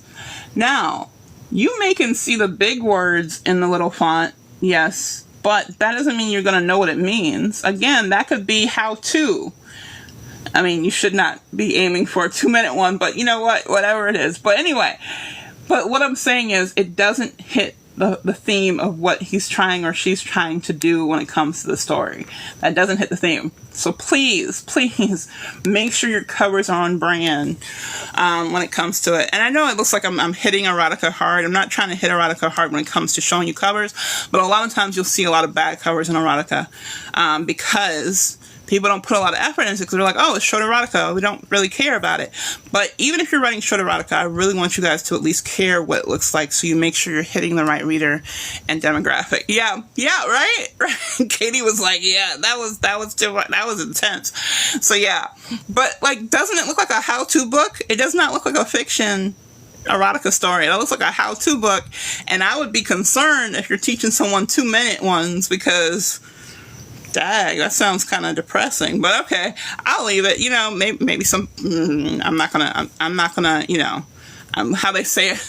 I learned this phrase recently. I was like, that's kind of cool. I'm not gonna yuck someone's yum. I was like, that's kind of cool. I love that. I love that phrase. I don't know where that came from. I don't know where it started from, but I love that one. Like, I'm not gonna yuck someone's yum. I'm like, okay, all right, okay. I'm same thing. I'm not gonna yuck someone's yum. I'm not gonna mess with whatever they like. Now, I will say the book I just showed you is 1,573,000 in the store. Does not have any reviews. Right? Now, we'll say if you write erotica, I will tell you, some people are afraid to review erotica because they don't want their name in the review. So if you write erotica, you may not see as many reviews as if you write mainstream stories. A lot of my erotica didn't get as many reviews, but they got a lot of, like, star ratings because people don't want their name really attached to the review to come back, hey, you've been reading this, like, kinky stuff. So just know, sometimes you won't find that many reviews depending on erotica. Why is my book... this is fun time with me. So under the book I just showed you, I don't know if this is in this is what I told you guys, please do this in privacy mode so it doesn't mess up your views. Like, look at this. So that book is there, and then underneath, other books I've been looking at, my book right there. You see that book? Right there. That's my book. And then I don't know how I feel about that. But I think it just says relate to items you viewed. So it knows I've been looking at my book. So it's just putting it there. But still, I don't know how I feel at being under this particular book. But, you know what? I'm going to leave it alone. I'm leaving that alone. I'm not messing with it. I think I'm too tired to even try to fight that and just figure out why it's in there. I think it's just because, like I said, it's in my history, so I didn't do privacy on this one. So it's gonna be fun to see what Amazon puts in front of me tomorrow. Next time I come on here to search for something, do you want to watch for more historical erotica with cuckolds and like, no, I'm good. It's not what I normally read. I was just doing a view for the live. So I'm gonna tell people, look, that is my alibi, and I'm sticking with it. Okay, I don't really read cuckold stories. And I will explain what that is if you guys don't know. Cuckold is actually it's not really a derogatory word as far as dirty word, but it's used in a lot of historical, because you've heard people said make a cuckold. It usually means the wife is cheating. So in erotica, it's when the wife is cheating, but kind of the husband is allowing it. So that's when you see cuckold in erotica. It's because it's really poly, but they're calling it cuckold because it's a certain type of erotica. I know so much about erotica. I probably should not know as much as I know about erotica, but it is what it is. That's what I started by. I have no problems with being knowledgeable in erotica. That's where I start my start. So I'm happy about it. Be sure to let us know we got your back. Oh, you guys are awesome. I appreciate you. You guys are awesome. So yeah. But I will tell you, like, it's funny. It's fun to go into the world of erotica and learn the different types of kinks and things like that you never thought was a kink, and you're like, what? This is a thing? You learn so much about different things when you write erotica. So I'm just saying, if you guys have the bandwidth for it, that is a good place to start sometimes, because you do learn how to write quickly. And I tell you guys to write short stories. If you can write short erotica quickly, you can try it. Some people got really well at it, and they were doing, when I first started, that's why I started with erotica, because I read so many articles that said you can make money writing erotica, and I was like, what, really? And that's why I was starting to do it, and I was just like, I got burnt out. And not even from the steamy scenes, it was just like I was trying to do it too quickly and write them too fast, and it was just like I wasn't enjoying it anymore. So I was like, okay, I don't think erotica quickly, like they were trying to tell you to release 1 a week or 2 a week, and I was like, what? But see, they ended up being like anywhere between 2,500 words all the way up to 10,000 words. If you do that, yeah, you probably could do 1 or 2 a week, and just releasing them consistently. And it's more about the rapid release of the stories. That's what was helping with the income more so than the quality of the stories. Because like I said, when people read erotica, they're really reading it for one reason. They're not reading it for a quality of the storytelling experience and the journey. It's more for that one reason. So it's just something to think about. Yeah, a week. But see, think about it. I said like the lowest one, because Amazon restricts you now. When I first started, they didn't really restrict you as much on the word count or page count. You have to have now, I believe, at least 10 pages of content to publish your book or story. That's why I said short stories work. So if you have a 2,500, 5,000 word story, and actually that's what I used to edit on, that's what I'm used to editing on Fiverr as an editor. I edit a lot of erotica, and a lot of erotica authors come to me for editing and work because a lot of people don't want to edit erotica. Some people don't want to read it. I don't mind reading it. I'm just editing it. So it's not like I'm like, oh, this isn't doing it for me. I'm like, I don't really care. It's not for me anyway. I'm just editing it. But yeah, so if you think about it, if you do a 25 to 5,000 word story a week, like let's say you set the goal of writing 1,000 words a day, right? You can do a story a week of erotica, or even shorts. Even if you didn't do erotica, a short story a week. If you're just doing 5,000 words of content. Right? So, I mean, it's possible. I mean, yes, it takes a lot of energy. It takes a lot of, like, commitment. That's why you see a lot of people who do erotica do their own covers, because if you're doing a story a week, you don't really have enough money to be doing a cover a week. So that adds up, too.